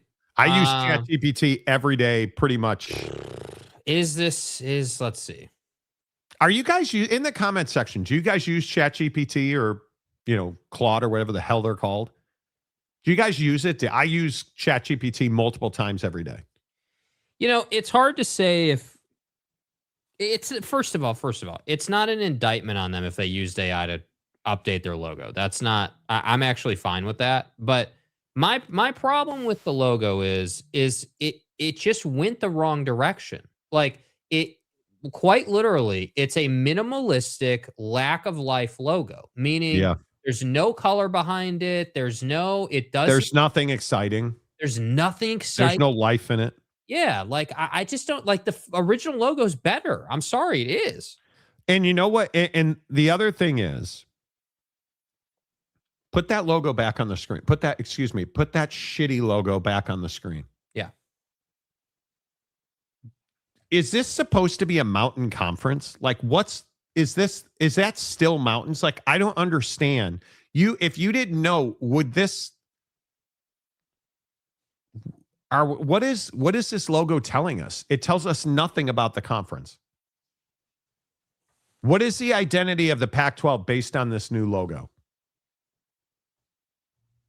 Because the logo is supposed to be a visual representation of your brand. What is this visually representing? Can anybody tell me? What is this visually representing? I'm going to ask Gemini real quick. I don't know. I truly do not know what this is supposedly representing. Not the slightest clue. And if anybody wants to tell me this is just bad stuff, that's what it is. And when I look at stuff like this and you ask me like, hey, what makes a good logo? Okay. I'm somebody who does marketing for a living, right? Yeah. Mm-hmm. easy to recognize. I would think you need to look at it and you need to understand, hey, that's the Pac-12. Okay, that's a Pac-12 logo. But here's the question. Is this logo memorable? Is this logo something that you're like, okay, it's relevant to my brand? Like what does it represent? If you look at Nike, you know exactly what it is. If you look at Coca-Cola, what's another? IBM. FedEx. You know exactly what it is. Okay, listen to some of this that that Gemini says about the aspects of the logo. This is just a basic. All I typed into Gemini is, what does the new Pac-12 logo represent? So first of all, it's important to understand that Gemini says that Lincoln Design Co. created this logo for the Pac-12. So they're saying that it's not AI that was created. They hired, according to Gemini, they hired Lincoln Design Company to represent and create this logo, number one. Number two, the first aspect of the logo that changed was the shield, aka no boundary around the logo, as you guys can see. That is supposed to mean, according to Gemini, this edgeless design is intended to represent a lack of boundaries and a willingness to expand beyond traditional geographic or structural constraints. So that's why they took the boundary away. One. Two, the upward A, the letter A in the pack, has been reimagined as an upward pointing arrow or vector. It represents direction chosen and commitment made, signaling a forward-looking trajectory for the conference after years of uncertainty. The design team refers to this as a superhero energy, suggesting that the conference's power is now generated from within its new membership rather than historical prestige. And then the bold strokes, the typography is significantly thicker and sharper than the 2011 version. The conference defines these as unapologetic and aggressive, reflecting a survivalist mindset. You know what this is? You guys know what this is? Yeah. This is a new logo to say we have a new logo. Yeah. That's what this is. Right. It doesn't... Is there anything about this logo that tells you what the conference is about? Is there anything about this logo that is anything other than, hey, look, we have a new logo? And I think it's important to put the emphasis on, does the common person who's not in marketing or not like just your average everyday college football fan have any idea why no boundary, what that means or why that matters, or like the pointy A or any of that? Because I didn't until I looked it up. It's not a new logo. The pointy A, I don't even know what the pointy A represents. What's that supposed to represent? The pointy A is supposed to represent, it's referred to as the upward A. That's the official nomenclature. The symbolism is it represents, quote, direction chosen and commitment made, signaling a forward-looking trajectory for the conference after years of uncertainty. Are you out of your gosh dang mind? Yes. I would have no idea. That's what I mean. This feels forced. That explanation, while looking at this new logo, makes no sense to me. It makes no sense. FedEx is a great example. I know what the forward arrow in the FedEx logo means. Why does Coca-Cola not change its logo very much? Now, somebody like Amazon, whose logo looks like a penis. Come on, dude. But is still iconic because Amazon's iconic. Right? And I just struggle with that. I struggle with, when I look at Amazon's a really good example. Right? It is, and I could be wrong about this, so please don't kick me in the balls if I am. It's that their logo represents A to Z, everything from A to Z. And it is A to Z, the arrow from A to Z is in the shape of a smile, because everything that you buy on Amazon makes you feel better. Mm-hmm. I totally get that. It's an e-commerce shopping site. I can get anything I need on Amazon. I have no idea what this represents. This is terrible branding. This is terrible, terrible branding. Awful. And to me, the A arrow shows we reached our peak and we are now headed down. the other obvious question that has to be asked about this is why now? What, like, I understand that the new Pac-12 kicks off July 1st or whatever, but it's not July, dude. And it's not even late June. Like, what? That's what I mean about tactics here. What is the thought process that says, hey, it's April 27th yesterday. Today's the day we want to unveil a new logo that clearly, to the commenter's point and to Gemini's point, you paid a firm for, right? We're on the same page that you went out and hired a digital marketing firm. And what was it? I just want to make sure that I'm fully aware of what Lincoln Design Co. is and what I'm just going to do a quick search for these guys and just see. Lincoln Design Co. Let's see. But like you didn't use AI to create this. Like you didn't go budget by option. I'm looking at their stuff and it's just not that impressive. I'm telling you now, man, it is like on Lincoln Design Co.'s website, they have a thing called our book, The Brand Design of a Brand Design. 288 pages of designs, illustrations, and stories. Nobody cares. Nobody cares. Like, I would love to understand it, what it is you paid these people to do. And they supposedly work with Mattel and Nike and Hot Wheels and Google and Fortnite. And then how did you end up, did they have a bad day at Lincoln Design Co. when they spit out the new Pac-12 logo? This is from the Pac-12's website. This is what they're saying this stuff represents. This is directly from the Pac-12. I just screenshotted this right now after looking at it. Look at, so edgeless, so the shield, no boundary. Edgeless by design. So no boundary here, meaning that they're saying, hey, we don't have any edges. We're bound.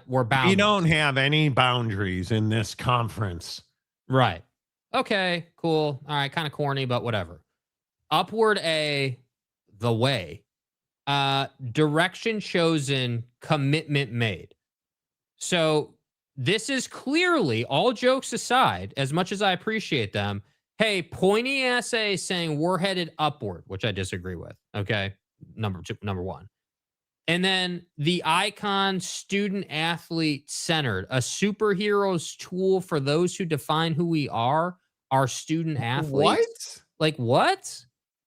Like, where is that in the logo? What am I don't understand. So wait, let me read it again. Hold on. Let me read this again. The icon, student athlete centered, a superhero's tool for those who define who we are, our student athletes.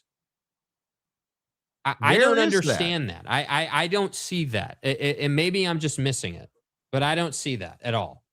At all. Even I don't see it. So okay. All right. You guys missed it on that one. The open delta / the vector transformation without boundary. Like I don't, here's my issue, dude. This logo sucks. One, it sucks. It's ass. I agree with that completely. But isn't it indicative of who this conference is? Meaning you tried to do something and mentally you were like, oh my gosh, our students and our timeless energy and the upward A. And like, bro, you guys, quite literally, I'm in a place with the Pac-12 where I'm like, these people roll up to a meeting. They say, oh, I have this wonderful idea. Let's roll this out. Without thinking, well, how would that impact things? How would going from, respectfully, a beautiful logo, in my opinion, the Pac-12 logo with the blue background is gorgeous. There's different incarnations of it. There is a Washington color theme one that's a beautiful purple and gold, which I love. But you went from that to this. And I have to say, the first time I saw this, what did it remind me of? The Utah Jazz and their logo redesign that failed miserably. That's what it reminded me of, dude. The minimalistic, hey, our colors are purple and white, typically. And we went to black and yellow, and we went super minimalistic. I'm telling you, that's what this is, bro. It's the same philosophy, same thought process, the whole deal, bro. It's the diamond around the 12. That's the shield they are talking about, with the white diamond around the 12 in the circle. Well, I mean, if that's the case, dude, I'm not saying you're wrong, but it just doesn't translate to me. Like, okay, yeah, okay, I see what you mean. The shield. Okay. All right, I guess. Isn't the whole thing the shield? Well, if you yeah, I guess. Yeah, that's how I see it. Is like the if you look at these next side by side, obviously it's in the shape of a shield itself. So I didn't really identify that smaller shape. Like, it's just weird, dude. It's not a good logo. It's not clear what or why you rolled it out. Like it's just the same thing as James constantly agreeing with me on everything. You know, it's just not, it's not great. And then you tie it to the Pac-12 video, or the video with the Washington. Come on, man. Oh, and that was the other thing too. I think, let's see, was it on here? It's on their website, I think. Basically that the founding members of this new conference were Washington State and San Diego State. That they've gone out of their way to kind of say that. So that's why oh gosh, I didn't even see, dude, they put out a whole graphic piece on the individual parts. Oh, I didn't even see this. Bro, this is, so wait, you created a logo and then you had to create another graphic to describe the logo. Bro, is this real life right now with these guys? Just really quick before we leave this, not to dwell, but this is incredible. You rolled out a new logo and then you had to create this graphic right here, describing the individual pieces of the logo. That's incredible. Okay, dude. The icon student athlete centered. Where is 9? 9. I don't know where 9 is. Did I miss it? Like, on the right side, 9, the icon student athlete centered, a superhero's tool. Do you see a 9 on their logo? No. 1, 2, 3, 4, 5. Yeah. No, I don't actually. There's no 9. 8. 12 marks to denote our eras with room for more. 7, the topography. 6, the bold strokes. The bold strokes? This, I have to say, this portion that we're looking at right now has AI written all over it. I have to say that. I don't. Yeah, you make a good point. This. I don't understand the 9 thing. That where 9 is not featured on this graphic. Like, I don't get that. I'm guessing that the shape on the whole is what they're talking about. You can stick this where the sun don't shine, because I think this is a terrible logo. That's wild that they created a graphic to have to explain the different parts of this logo, dude. Like, I don't know. Where is 9? I'm obsessing over this now because I don't see the 9. I see the 1. I don't see the 9. Yeah, well, I just don't. Yeah, I don't see what they're referencing with it. You know, like I guess I just don't understand. Yeah, I don't understand it. I mean, yeah, I don't know. I don't get it. I really don't. I'm not even trying to be a red ass. I'm with you. I don't get it. They spoke, we listening, giving them aggressive, decisive, and bold strength to wear and represent as they compete to realize their dreams and ours. This whole thing sucks. 110 years standing, we are the West, apostrophe S. Formed in pressure and collision, ancient, solid. Shut up. Suck. Shut up. Like, bro, you paid for this? You paid for this. Yeah, the Bold Strokes. That was my high school band name. I got Bold Strokes for you. Hey. Length and girth. This feels like a bunch of dudes who are like, wow, we're really smart. Oh, man, Monty, let me tell you something. Look how smart we are. The Bold Strokes. The athlete-centered shield so they can live their fucking dreams of smoking meth and playing Fortnite. Yes. And gambling at Cincinnati's ballpark without paying their buyout clauses. That's what this feels like to me. And by the way, I know you guys want to live your dreams, but we're not going to pay you a penny, boy. Your NIL belongs to me. Wear that shield. Yeah. Like this how feels so bad. I don't mean to obsess, but like I work really hard when we talk about the Pac-12 not to go down the inevitable rabbit hole of how did you mess it up? How did you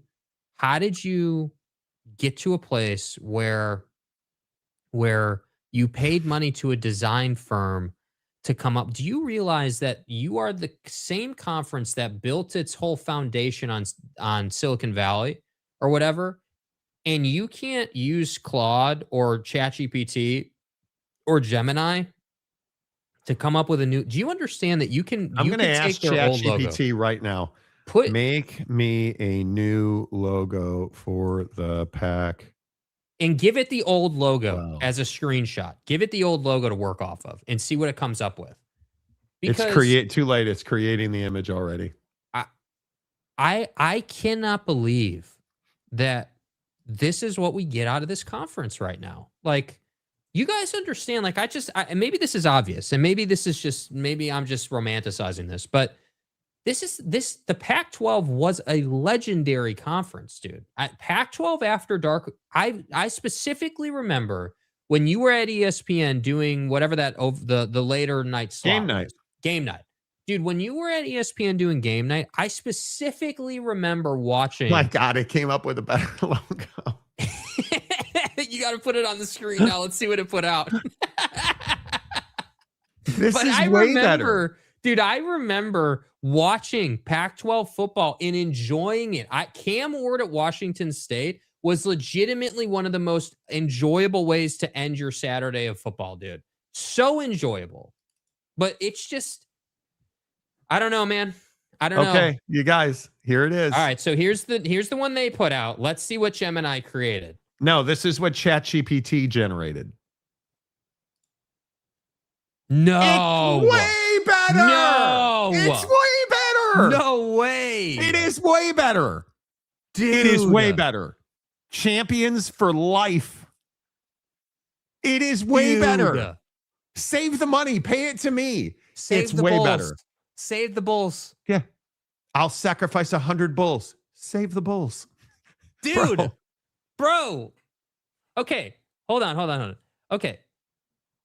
Professional marketing firm. Gemini from Google. Money on ChatGPT. Oh my God, dude. Stop saying Gemini. It was ChatGPT. ChatGPT. My fault. Dude, OpenAI. Bro. Oh my God, dude. Dude, it's not go close. back. Okay, real quick. Just humor me. Go back into ChatGPT and tell it to like modernize it or like ask ChatGPT to put some style on this thing. Like either modernize it or just ask it to modify it a little bit just to see what the creative of OpenAI can do. Because this is fascinating now. We didn't even plan to do this for all the people watching. We didn't even plan to take it this far.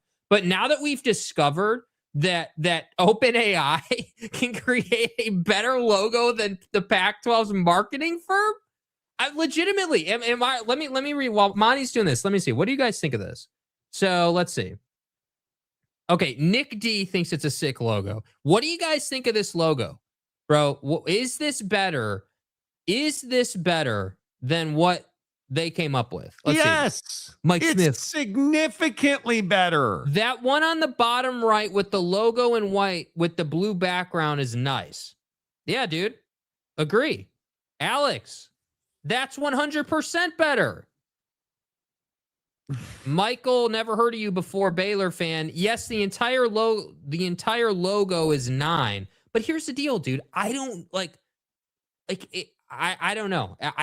If you have to, maybe I'm wrong, but if you have to explain the logo, it's a problem, dude. Kenneth Maynard, 1,000% better. Okay. Did ChatGPT give you an updated one at all? Yes, and it's not better. It's not better. Okay. So it's more. Let me show. Well, I don't like what it did with the 12. Okay. But you guys, it's got like a fully scripted concept. Chat, I'm telling, if you're not using AI, you're doing a life wonderful wrong. tool, dude. Wonderful tool. This is my favorite logo right here. Yeah, that's clean, bro. That is really nice. This is what it did when I asked it to get much. I said, get aggressively creative. Okay. This is what it did. But look at the bottom. You guys, look at the bottom. Yeah. Look at how it's got all the, like, where mountains rise and the oceans meet the future, 12 teams, one unstoppable conference. Bro, I don't mountains, hate this. Strength and tradition, oceans, innovation and growth, 12 teams unified as one.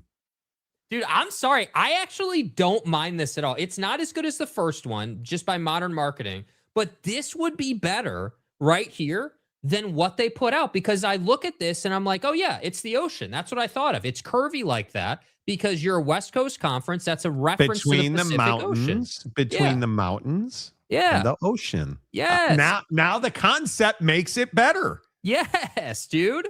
That makes sense. This is incredible how this is incredible. Now that I know the concept, the second one might be better. I kind of like the second one a little more. I don't mind the first one, but this is gorgeous, dude. Like, it almost, like, if you put the one they created back on the screen, notice how this one that AI made doesn't really have a huge background on the whole thing. Like, theirs doesn't have a background either. But notice how, like, halfway down, it incorporates that nice little blue on the other one with the ocean to emphasize the ocean vibe. You see that little blue it's got, the little haze? That's gorgeous, bro. Like it's sunlight. Yes. It's the ocean. You're underwater and the sunlight is coming in from above. Yes, dude. I think this is incredible. Bro, do you have any contacts in the marketing office at the Pac-12? Should we send this to them? Like, come on, dude. Like, it's unbelievable. We just did on ChatGPT what they could not do, paying millions of dollars to a design firm. It's wild to me. This is ass. This is brilliance. This is ass. This is brilliance. We keeping a book right now. We ass. Dude, this is a new day on the program, bro. Maybe we need to roll out some type of segment each day where we use ChatGPT to do certain tasks, like recreating logos. Maybe we should take, you know what we should do one day? We should take a link from James's YouTube video, put it into ChatGPT, and ask ChatGPT to rate the video. We should do that one day. It's incredible what OpenAI does, bro. I can't get over it. Like, I can't get over how incompetent they are. Less than 5 minutes. Less than 5 minutes. And they're both better. Way better. I take back my Claude comment from earlier. Sorry, Claude. Yeah, exactly. And Claude's amazing. But so is ChatGPT, dude. They're both really, really powerful. Yeah. Even that is better than their professional design firm logo. Right? Yeah. You should send that first one to Gould and say, see, this is what you could have had. Here's the pro rata version that you don't deserve, dude. I don't like the logo they designed, but to be fair, it's standard when you outsource that to design firms that they will come back with an explanation of all the elements like they gave you. Right. But it sucks. You can't this logo is ass, bro. Okay, here's my point with the explanation. This is so bad. Pull up the explanation graphic right there, the one that I screenshotted. If you have to have a graphic this robust to explain your logo, pull up the ChatGPT Ocean one again. Notice how simple the explanation is on. Look at this. So look at this. One graphic, logo is center, beyond tradition, built for tomorrow. And all you got to do is 3 elements right below it. Mountains, ocean, 12 members, Pac-12. That's it. It's not rocket science. It's not, the embodiment of our student. Like, no, dude, it doesn't need to be any of that. Like, put the graphic is just the overreaching representation of the conference. You want to do a whole thing for your students. I can appreciate that. No problem with that. But it doesn't have to be built into the logo, dude. I'm telling you, these guys are nerds and classroom folk trying to run athletics, and it's an awful formula. It is what killed this conference, and it's such a travesty. Honestly. Yeah. We did it. We did it, Mom. I bet they type this into ChatGPT's. Guy. Make the Pac-12 logo. That is weird. Yeah, Shoulda, coulda. Joey Bingco, San Marcos, Texas, the epicenter of mid-tier college football. Exactly right.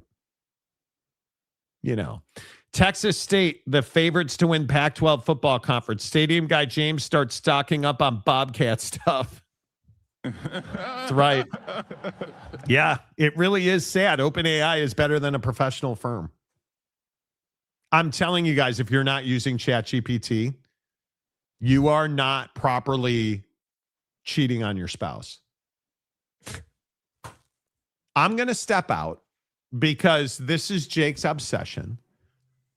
I know nothing. I cannot live up to Jake's level of enthusiasms when it comes to infidelity. I did not have sexual relations with that woman. Yeah, while we're pointing at the screen. Yeah, thanks, Bill. Dude, you asked the question yesterday. And what did I tell you? Hey, why won't this story die?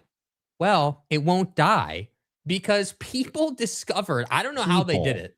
These people out here discovered on Spotify that I think it was 4 years ago when Mike was with the Titans. Because you can see the date with which a Spotify playlist is created or whatever, right? So people were able to go into this playlist on Spotify that Diana Rossini created, and they noticed that Mike was a collaborator on the playlist. And the funny thing is, look at what it's titled, right? Turning the Page. She created this playlist for Buddy, it would appear, to listen to this music after they had lost 4 games in a row. Allegedly. That's the angle based on when this was created. And it's just this thing where I feel like we're entering a weird time and space with this story now.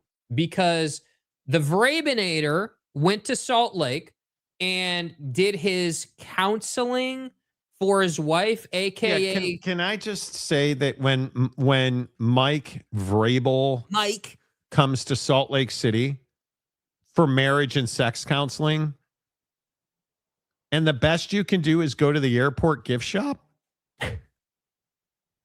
He owns and I want to make this clear, Mike Vrabel owns a home in Park City.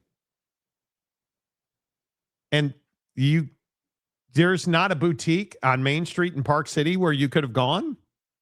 So you went to the duty free at the airport? Come on, man. Like, this is wild to me. Mike Vrabel is messing this up 100 ways to Sunday. And I still maintain this is an obsession. This is an American obsession. Because now conspiracy theorists have also gone back and done a timeline on Diana Rossini's womb and figured out that Mike Vrabel was probably in position to shoot his shot both times that she added to the population of the earth. The lie detector test determined that was a lie. My question is, if you're her kids, are you like, Dad, did I at least get free tickets? The dynasty is not over. Dude, she has young kids, and we're now all out here, philosophically speaking, trying to figure out if we're Maury Povich and who the father is. Dude, you want to talk about AI? We played it yesterday, but the AI Maury video went viral like the entire weekend, dude. It's a 4-year-old Mike Vrabel. You are the father! I told you, Mike.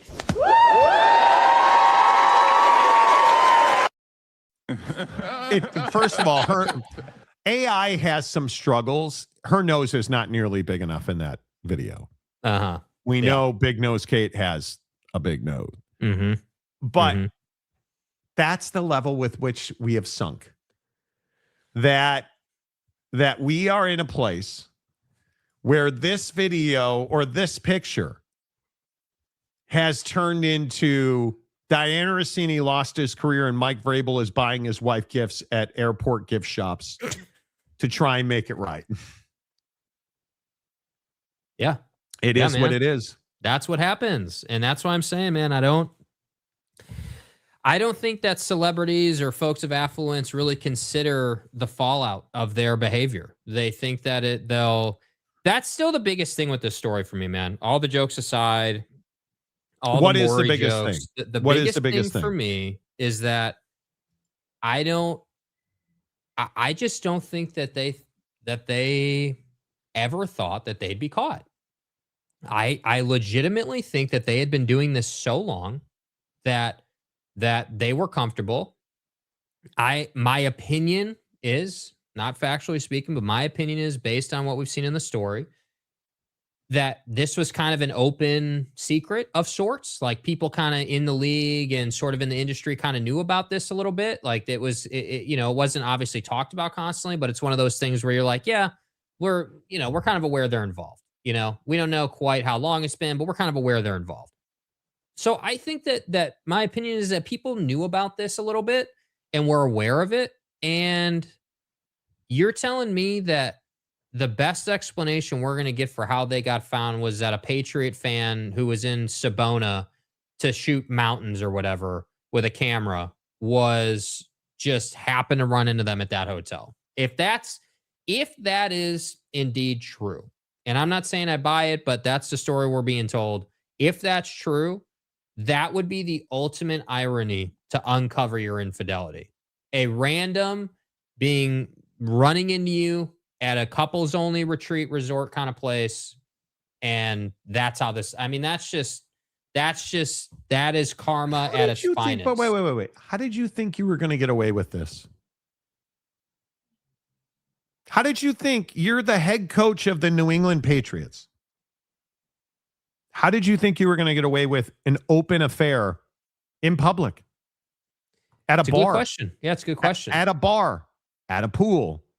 Do you think Bald there's an Jay opportunity? Glazer's Super Bowl or coach's party or whatever? How did you think you were going to be fertilizing gardens across the country and nobody was going to catch on? Do you think that their spouses, Jen Vrabel and Rossini's husband, do you think they both knew about this? Yes.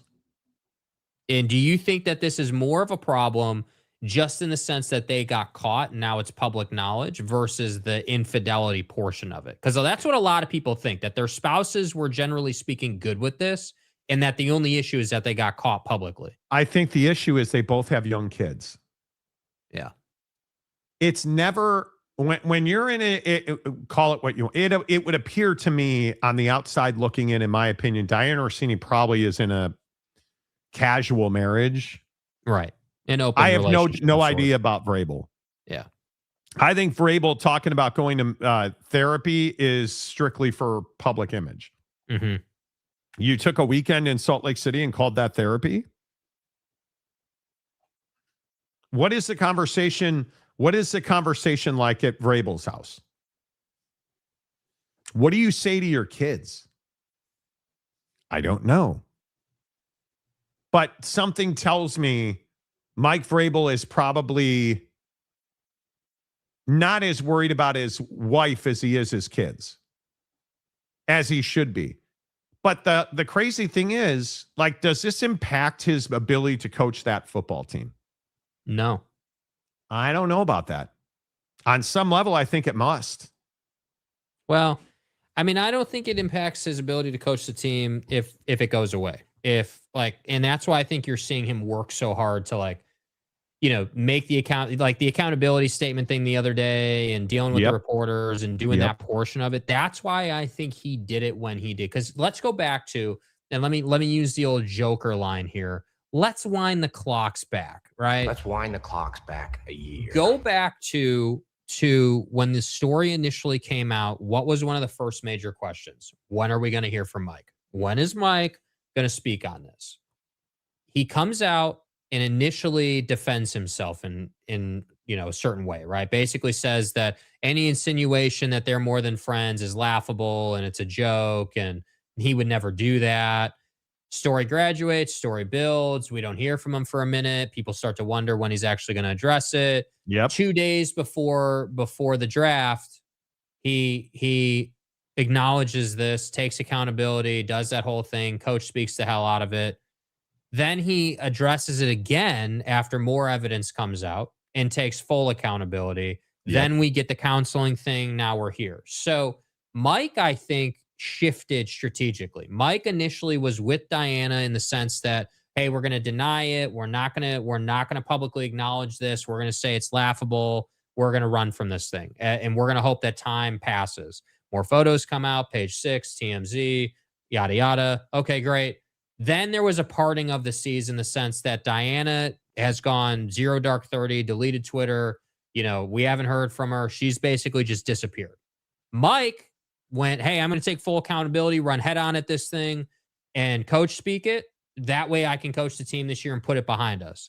So I think that if the story stays right here and we're just talking about Spotify. Right here. Yeah. If little Gamble continues to not have a nickel to cheat on his wife, if it doesn't develop any further, Mike's going to be fine. He won't be fired. He'll coach the team. You think so? And they'll just move on. But if more photos come out, if we get updates, if this story continues to get life breathed into it by new evidence or new photos, new material coming out, he's going to have a problem. He just is. I'm telling you. And there's a lot of, and again, this is tinfoil land. I'm not saying this is factual at all, not even a little bit.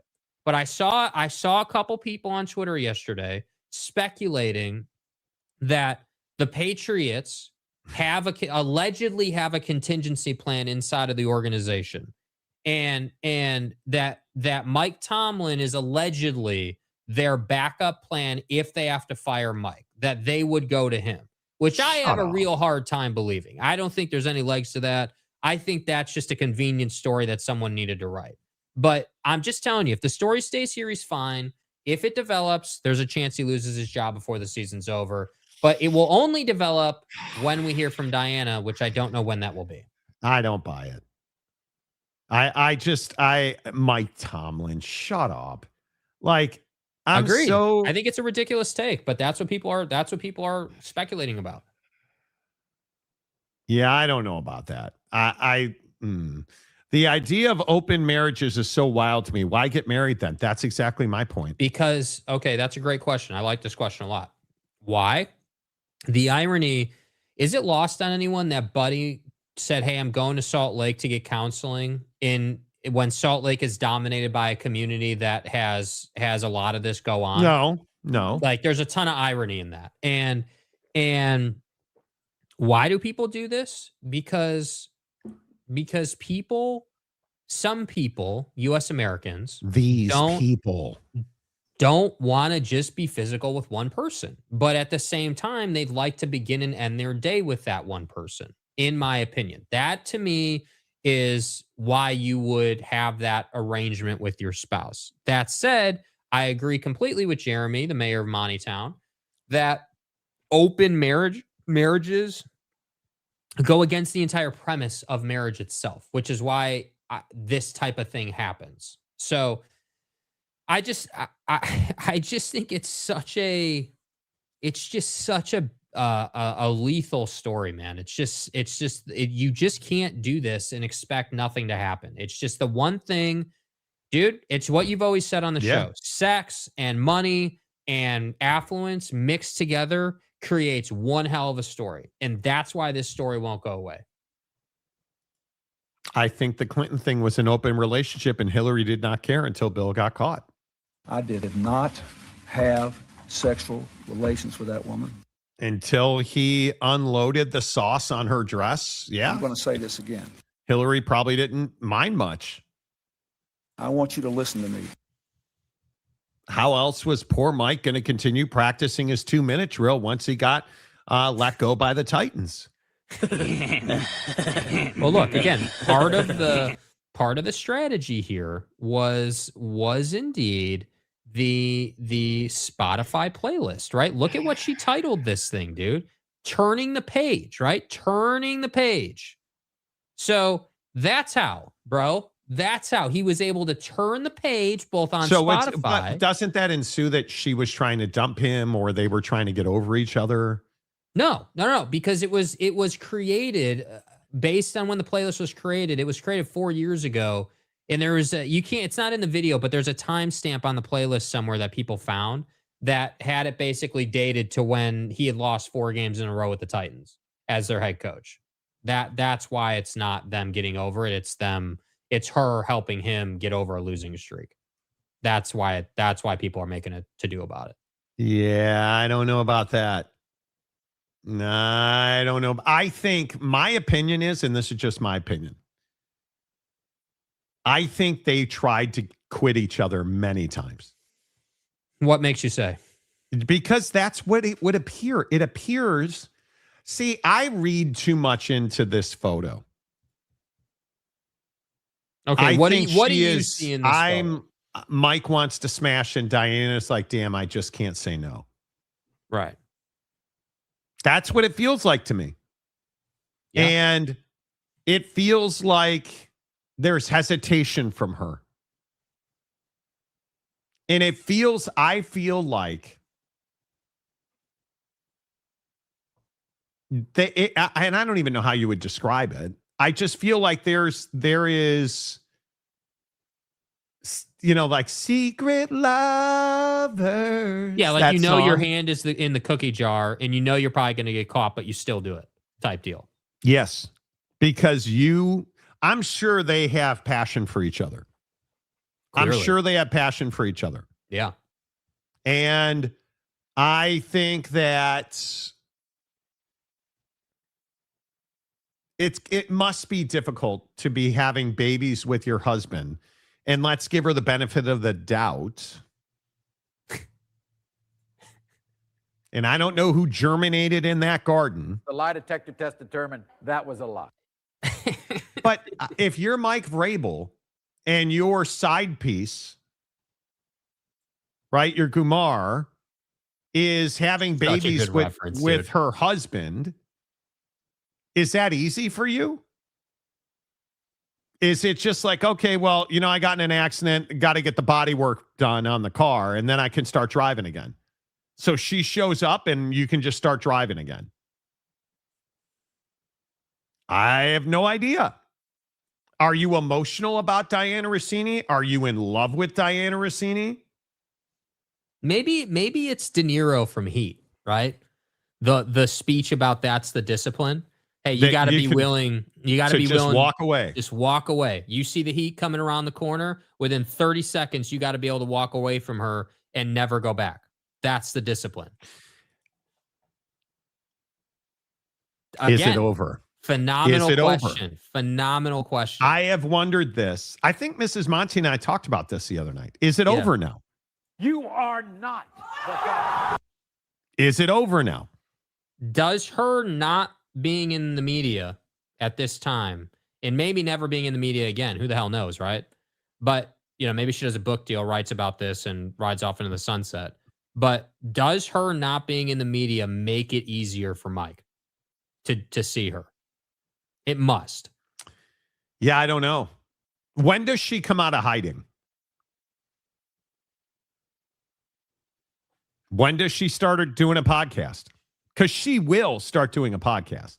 I mean, at this point, I think you have one of two paths. You either wait till after the season's over, you give it that much time, you just disappear for a long ass time, or my advice to her would be to lean into it, profit off of it. Hey, dude, this is one of the most iconic stories in the NFL we've had in how long? How long has it been since we haven't been talking about, Taylor Swift and Travis, or the Chiefs, or the Ravens, or like the Bills, the usual suspects? Like, we actually have a legitimate story with legs. I would tell her, lean into it, right? Like, start a podcast. No, she did lean into it, and that's what got her in trouble. Lean back into it, Diana. Lean into it. Launch a whole marketing campaign using ChatGPT, not Lincoln Law Firm or whatever the hell they're called. Put your back into it. Yeah, put your back into it or your nose into it, whichever you prefer. Start the podcast and do it weekly, and have someone handle all the socials and do all that. She's already doing that. Yeah, well, she had that podcast. Yeah, she had it going. Yeah. So my question is, how will people? Has she lost credibility? Well, as a reporter, she's lost credibility, but not as a human being. Right? I mean, certainly. Would you listen to her? Would you listen to Diana Rossini talk NFL football? No question about it. I would be more willing and ready to listen to Diana than I would be Pat McAfee. Mainly because I think that she has more intimate knowledge of the NFL than Pat does. Such a sick. What is wrong with you? You're filling in for somebody. We all know Diana can be intimate. Oh, we get out of here. I mean, the best predictor of future behavior is past action, and we all know her past action. Sourcing, oh. Dude, her sourcing is A1, dude. I mean, come on. Put a microphone in front of that girl, and all of a sudden, my God, she's got 2 kids. When we inevitably You're such a jerk. Oh my God. When we inevitably get the Diana Rossini return tour, I will be here for that 100%. I will look forward to listening to her talk about this. I hope she writes a book. I would love to listen to the audio book. Like, let's do it, dude. Write the book. Do the podcast, the whole thing. I would love to listen to her talk about the microphone. Yeah, right? Like, come on. Lean back into it. I think that's what Mike told her. Yeah, right? Like, come on. Big Daddy Magic, I think she does a podcast in August. Well, so that's the question. I mean, when like, she's got this is a big decision, legitimately. All jokes aside, this is a big decision for her in her life. Like, when do you reemerge? Because if you reemerge too soon, people are going to be very harsh with you, right? It's going to be a very negative conversation. But too long, and now you've lost the relevance of the story. So I think Rock is exactly right. She's going to give herself the exclusive, because her going on Good Morning America or CNN with Anderson Cooper talks about the pain. She didn't need to do that, dude. She didn't need to do mainstream media. She needs to just sit in front of a camera and talk. Yep. And talk about his goalpost. Netflix and talk about the inflation or deflation of his balls and how much that helped her win in that game. That's a Tom Brady deflate gate. Anyway, the point is, she's going to sit in front of a camera and talk. And she needs to do it on her own channel. So she gets 1 million, 5 million, 10 million views. Gotta profit off of it. That's the world we live in. And then cut that thing up and put it on TikTok. Yeah. And put it on the old tweet machine. right? Put on some lip gloss. Do whatever you can do to fix whatever that is on your face. You know. But you got to do something. Oh, God. And now here's the priest saying she needs to go to counseling. What do you lay mean low? she needs I to love lay it. low for Hey, 6 she months, needs to dude? lay low for 6 months. Like, what? It's infidelity. 6 months. What's Where do you Vrabel's come up punishment with then, this dude? stuff? I'm sorry. Vrabel just laid low for 48 hours in Park City at the airport or whatever. She doesn't need to lay low for 6 months, dude. What she needs, my opinion is on what she should do. It's already been, I'd have to go look at the timeline of this story, but it's already been like a month. Like it's already been like 3 weeks or whatever it's been. So she's already been out the game for a minute. Like I'm telling you, July is probably when it happens. Like, and that would be pushing it in my opinion. Like ideally it's probably June. Like take May off, put the plan together in May, launch the damn thing in June, get it going before the league starts cooking up again and dominate the summer and then move on with your life. Dude, do you understand if she does this correctly, she will have one of the most successful post-professional reporter careers we've ever seen. Where do you come up with 6 months? I just don't think 6 months makes sense. I don't think it's just. No, but where like, did you just pull that out of your rectory? Like, where did you cut like 6 months? Then what about Vrabel?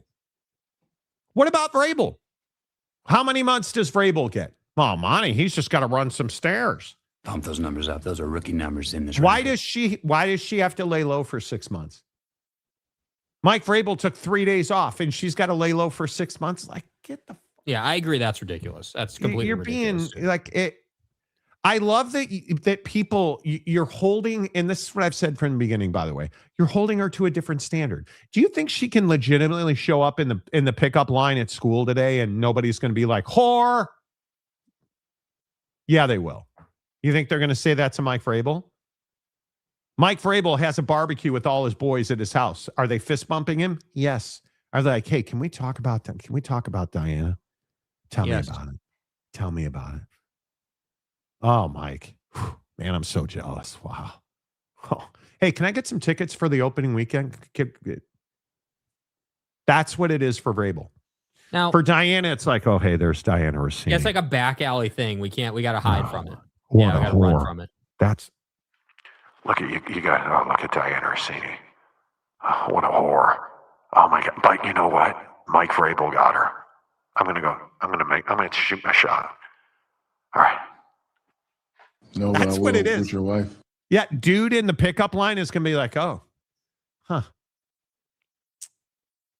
no more butter for that bread, huh, Diana? Let me help you out. This is the only thing. How many dudes are shooting their shots at Diana Rossini? How many head coaches DM'd her? How many linebackers are like, yeah, I'll take you off the edge? Yeah, I'm sure Todd Monken's all over that, dude. You know, come on. The double standard with this Rossini Vrabel thing is ridiculous. We're going to name call her, insult her.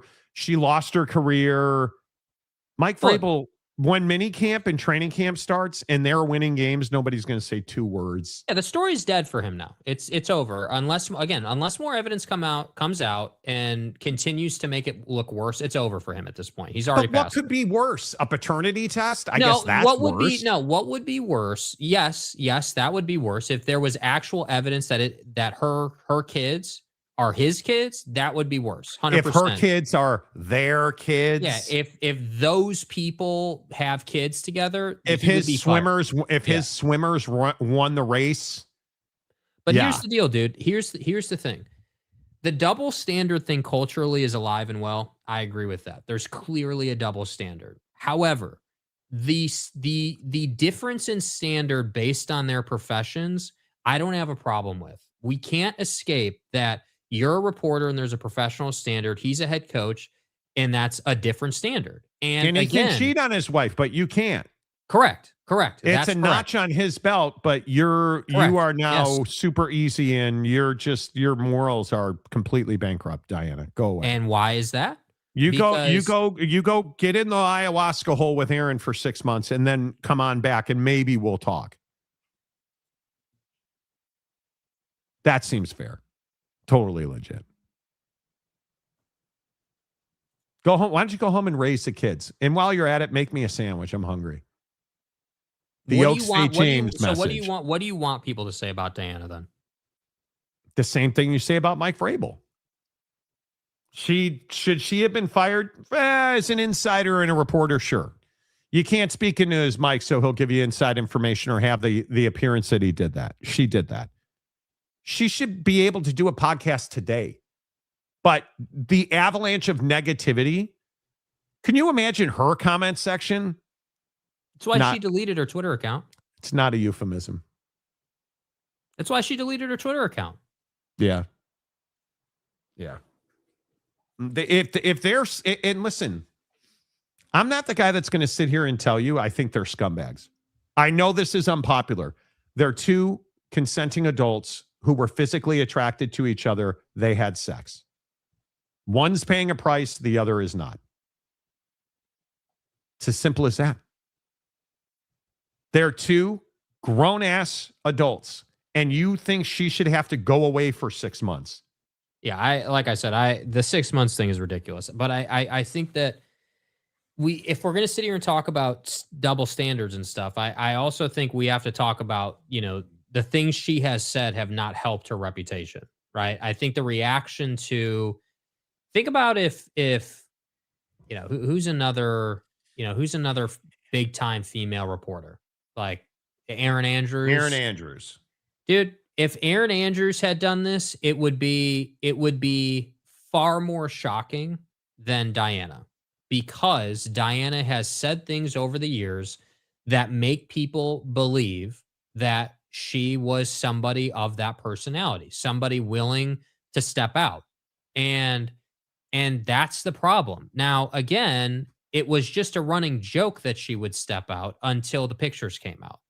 That's the difference. That is why the negativity and the harshness is there. Yes. Because she has built that reputation for herself. But I couldn't agree with you more that, again, James, just because you said it, but the mass humanity of people saying that she should just be, ostracized and, just that, it's the Neanderthal. It's Neanderthal. Yeah. Thinking. It's Neanderthal thinking. Yeah, it is. And it's why we all believe the incident over the weekend in Washington was staged. Because here's another one. As much as Jake loves Vrabel smashing Rossini, unfortunately, that's not a conspiracy the way this one is. You are convinced it was staged. Yeah, I have no doubt about it, dude. No question about it, bro. I think that sure, is it true that, because everyone trying to defend, what people are doing at this event as if it's not all linked, that's my problem with this conversation. So it's not just, we'll play the video in a minute, but there's a guy, and I don't know who he is. Nobody seems to know who he is. There's a guy at the correspondence dinner sitting up at the table where all the important people are sitting. Mm-hmm. As you put it, fireworks are going off in the hall outside. You clearly hear it on the audio. People's heads go up and they're like, whoa, what was that? Once they realize what's happening, they're all running for their lives. They're all terrified. No, they're not. They're not. Okay, well, I they're disagree. Not. They are. Not. Okay. Look at all the people at the table, leave the table and run away. Okay.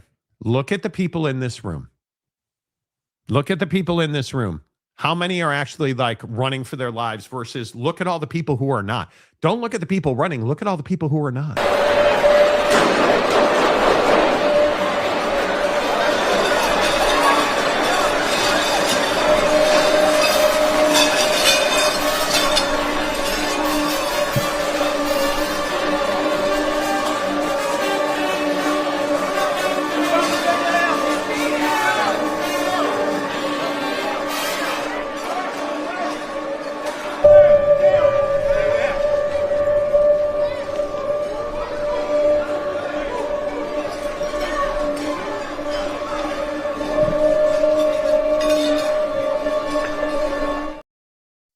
So let me get this right, dude. Let me get this right.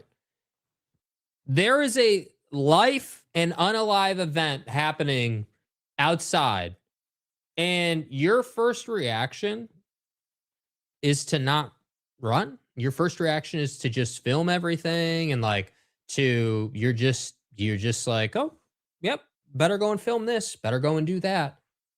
I don't know, dude. I think it's weird, man. I think that when you look at the event in totality, the relaxed nature of everybody, the idea that you have Buddy and his whole cabinet in the post-game presser, as I refer to it as, up there smiling and just chill as can be, talking about some guy who came into the facility and was just looking to do damage. It just smacks of it's not real. It smacks of, dude, it's not, it smacks of, hey, dude, everyone knew what was going to go down. Look at the Caroline Levitt, interview before where she literally says, hey, such and such is going to happen. Better watch out. Like, I don't know, man. I guess I just don't believe that it's real. I look at it and I say, man, like, this has everything you need to be. It's a controlled environment. It's inside. There are just so many factors that say, yeah, we needed a distraction, so let's cause one. That's the problem. Yeah. I don't know. I'm not convinced either way. I'm truly not convinced either way. To me, I feel like it is one of those things where you have all kinds of UFO conspiracy theorist type stuff, and I just don't. I don't know. I don't believe, and again, this is just my opinion. I don't believe that and everything is a conspiracy theory. I don't believe that everything is staged, and I think a lot of people want it to be, and I understand that. I don't need it to be staged to understand what happened. And I feel like we have so many people. So then, and I'm not even saying this is you. I think there's a chance. I don't necessarily believe that it's 100% that it's staged. Mm-hmm. I just don't. But I could be wrong. Yeah, I could be wrong. But it is what it is. It is what it is. So you're all in on it being staged. Yeah, I just think that it has there's too many factors to ignore it, right? I mean, if it was just one guy or like a small grouping of people acting oddly, I would say, yeah, it's just, that's just Buddy, pulling out his phone because he saw an opportunity. But what I think is weird is that it's who and where he's sitting. He has the angle behind. There's the angle of the most important person in the country standing behind the curtain. He has the angle to that, which was then posted. You then look at what Todd Blanche said about evidence recovery, and I also think the hard part is that when you look at other events that have taken place that I won't name by name for so we don't get in trouble, but you look at some of the people who have been unalived recently. The scientist, the younger individual who spoke out a lot. There hasn't really been real answers on what happened to those people. Like, we don't even know. Like, it was like, oh, we got the guy, now we don't have the guy, and that's just disappeared now. So, and then you look at what's going on overseas. Like, I just think that there's too much, in my opinion, connection between the official behavior and what's happening around the world that we're inducing, and also at the same time needing a distraction. And that's what I look at. I'm not sitting here saying that, our government is coming to get us. I'm not that guy. But I just think when you look at what they've done and what they're running from, it makes a lot of sense to use, because again, this wasn't just him addressing the media, right? It's not like this was just like, this was a correspondence dinner. This is a big deal. This is something that's on the calendar every year. This is something that we look forward to every year. You always rib the president. It's always been a thing. And so it's a controlled environment inside where they can manufacture something. That for me is the main reason why this has a high likelihood of them, And to your point, you've said it a couple of times. You had all these trained individuals, and this guy wasn't hit even one time, which I just think is really weird. Dude. But at what point do we stop with everything being a conspiracy theory? At what point do we stop with everything being not what it appears to be? That and I stops agree when they allow us to when they do a better job of explaining things and stuff lining out better. That's when it stops. That is because honestly, like that's the essence of our country as people, right? I mean, is that not what is that not what the whole idea of freedom is, right? Hey, like something happened, government or otherwise, whatever it is. This is the whole thing during that certain time 5 years ago where everything was shut down. This is what people did. Yep. Hey, like, dude, this just came out of nowhere and really hurt most people in our country financially.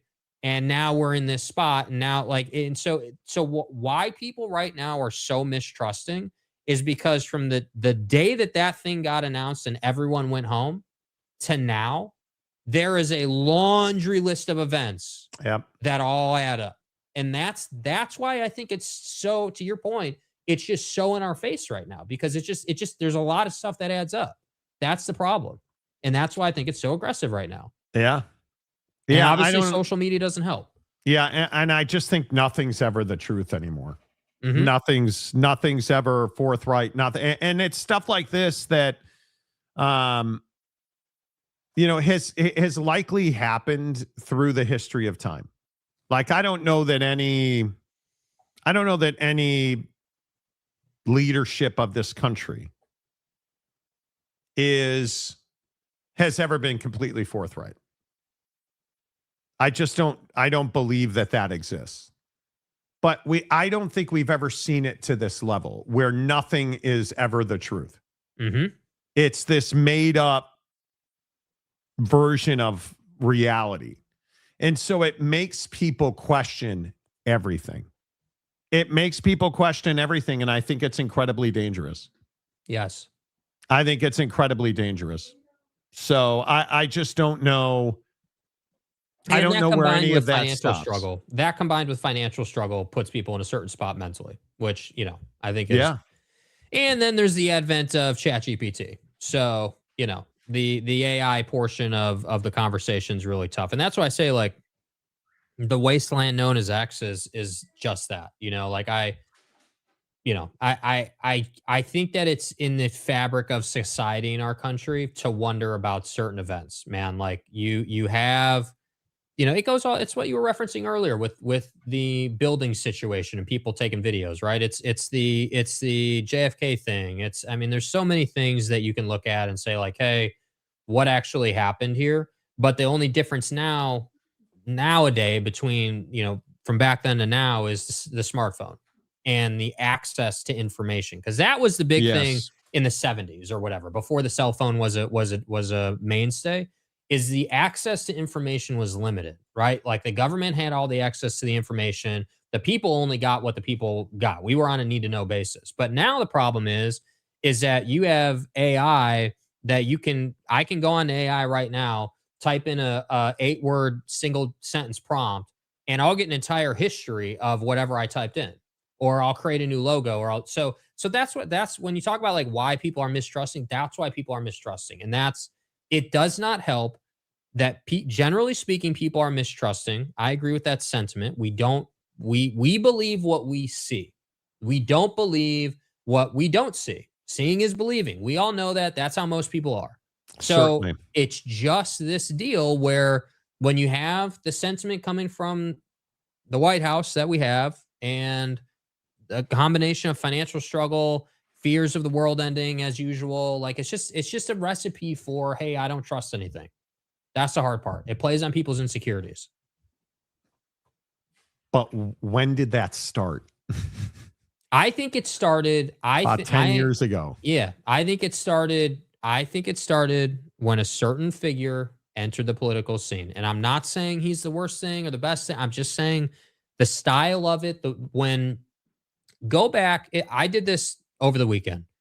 If you go on YouTube and you go back to whatever era of politics you want to look at, you want to go back to Reagan, Clinton, whoever you want to look at, go back and just listen to the sentiment with each other, how they talk to each other, the way they communicate, the the respect that they have for each other as human beings versus how they talk about the issues. We don't have in that era, we didn't have people going on Twitter and saying all this nasty ass stuff to each other. We didn't have that dynamic, dude. You would never say half the stuff you say on Twitter to someone's face. Never. And that's the problem, man. Never, yeah.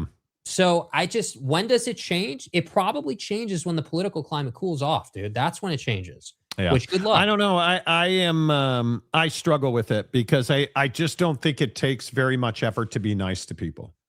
And I think there are so many people that are angry and upset and jealous and, they want to say hurtful things or they want to, whatever that might be. Mm-hmm. I think angry, upset people who have issues in their lives find social media and find things like these situations and conspiracy theories and the grassy knoll and the moon landing and the earth is flat and moon landing is a perfect example. All of the things we always hear about.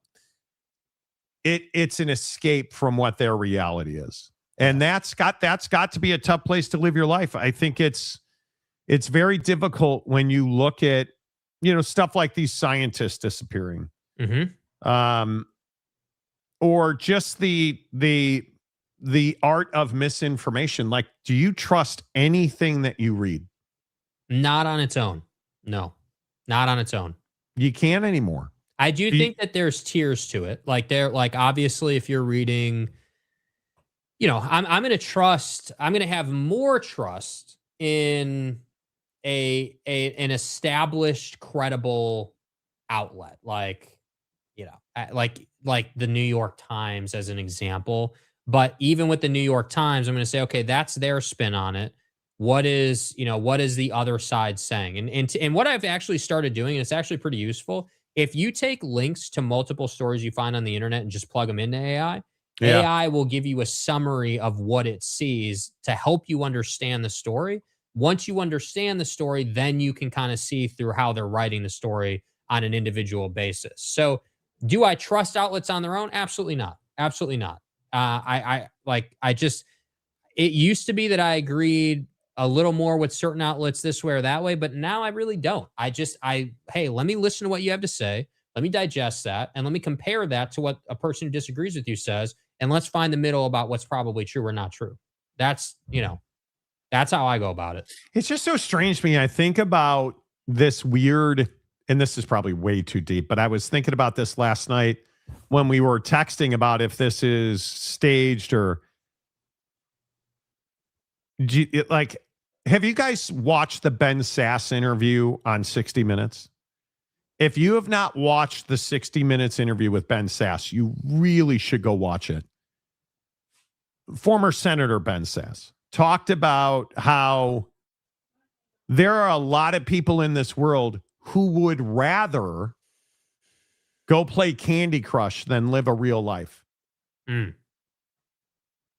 And it's just like this thing where we have become so distracted and we crave these dopamine hits. Yeah, dude. That pornography gives us, that Candy Crush gives us, that doom scrolling gives us. And so we've gone to that and we've gone away from actual human relationships and conversations.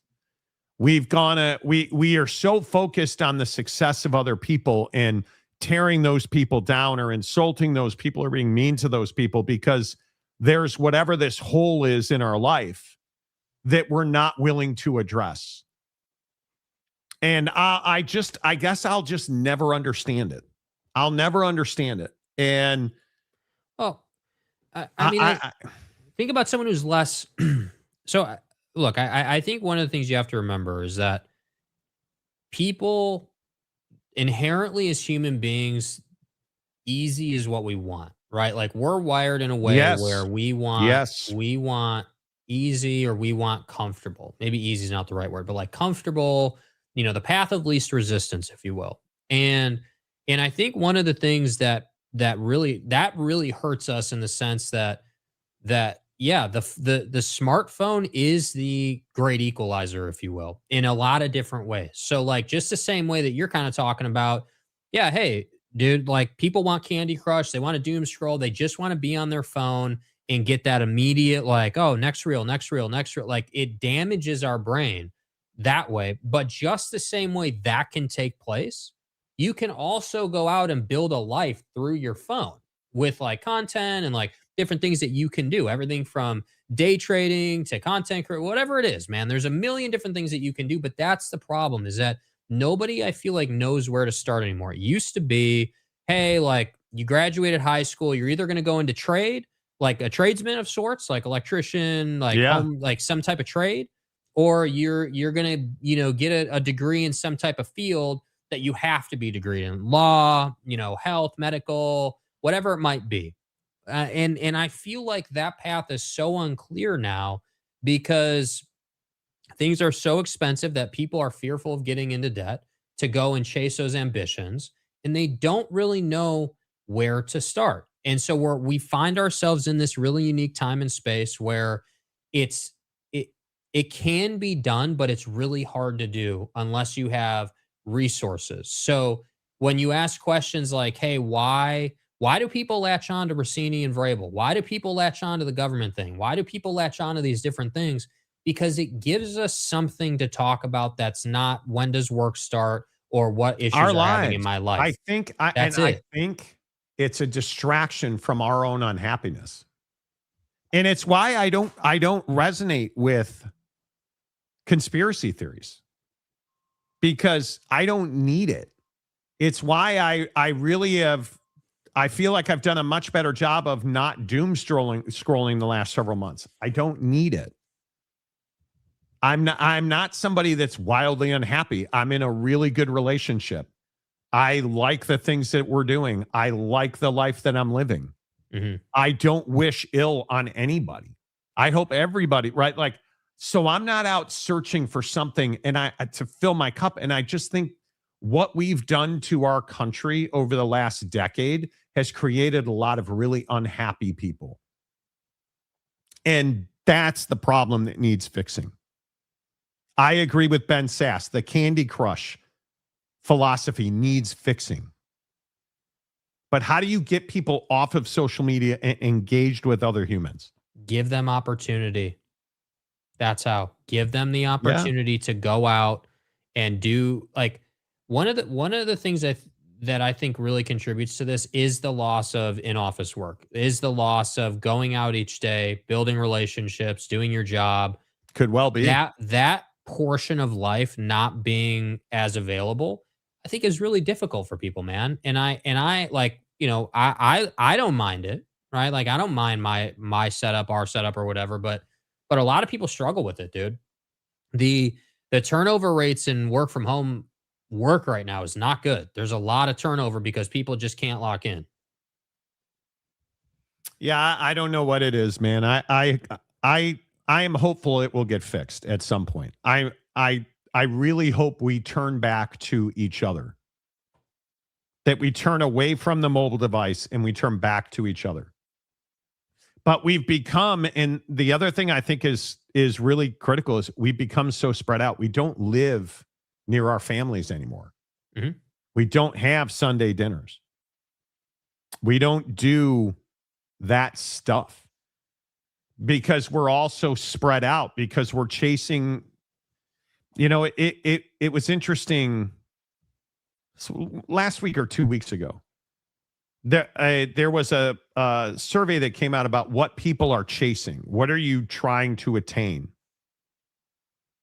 And people are so focused on the inability to have what their parents had or have. I've never thought about that one time in my life. Do I have what my parents have? But if you look at Gen Z and millennials, and the older millennial in particular, because as millennials get younger, their problems change. But the top end, the oldest part of millennials, went through a period of time that really made it almost impossible to attain what their parents had or what previous generations had. Yep. And I think it makes it tough that we just have gotten away from Sunday dinners. I'm telling you, the thing that we lack is that interpersonal connection with the people closest to us. We don't have, because we're all so spread out. And the pandemic really, I think, exacerbated that issue. Yes. Is we've gotten away from being close to the closest people in our lives. And it's tough, dude. Whether you're a mile away, a county, a state, a region, a continent, you've got to find a way to stay connected to those people. Because Sunday dinner matters, dude. Like, it is those dinners you go to where, and I'm going to do, like, I'm going to Hawaii next week. No cell phones, man. Like, no cell phones at dinners. No cell phones at dudes. I would just be away from it as much as you can. I mean, there's no, like, see, in that scenario, I'd be like, yeah, dude, just, yeah, obviously got to do some content or whatever. Totally get it. But, like, just generally, like, I would have that thing on do not disturb. And, like, I would be checked out, bro. If I was. Yeah, I think it's really important that we learn to do that. And because we're running from so many things. Mm-hmm. We're running from so many things in our lives, and we've got to try to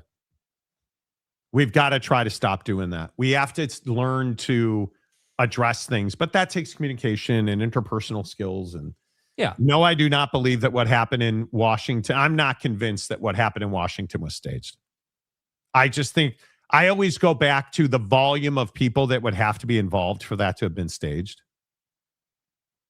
And the trained assassins that protect the president are not going to be 0 for 100. So I'm not necessarily convinced it's staged. Yeah. But again, I could be wrong. Yeah. Yeah. You know. So, oh, is that right? The Phillies fired their manager. Man. Dude, it is. There's some good baseball the Red teams Sox that are struggling. Fired Buddy as well, I believe. Well, they Cora. gutted their team and then blamed the coaching staff. They fired Cora and their entire team. Yeah. So, you know, but it's fine. I wish we got to talk more baseball. Yeah. Jeff Pass and Rob Thompson fired by the Phillies. They're off to a dreadful start. An absolutely dreadful start. Mm-hmm. Yeah, like inexplicable with that roster. Yeah, bro. It's rough. It is rough. Yeah. Well, we got to talk some baseball. The Cubs are actually pretty mediocre right now.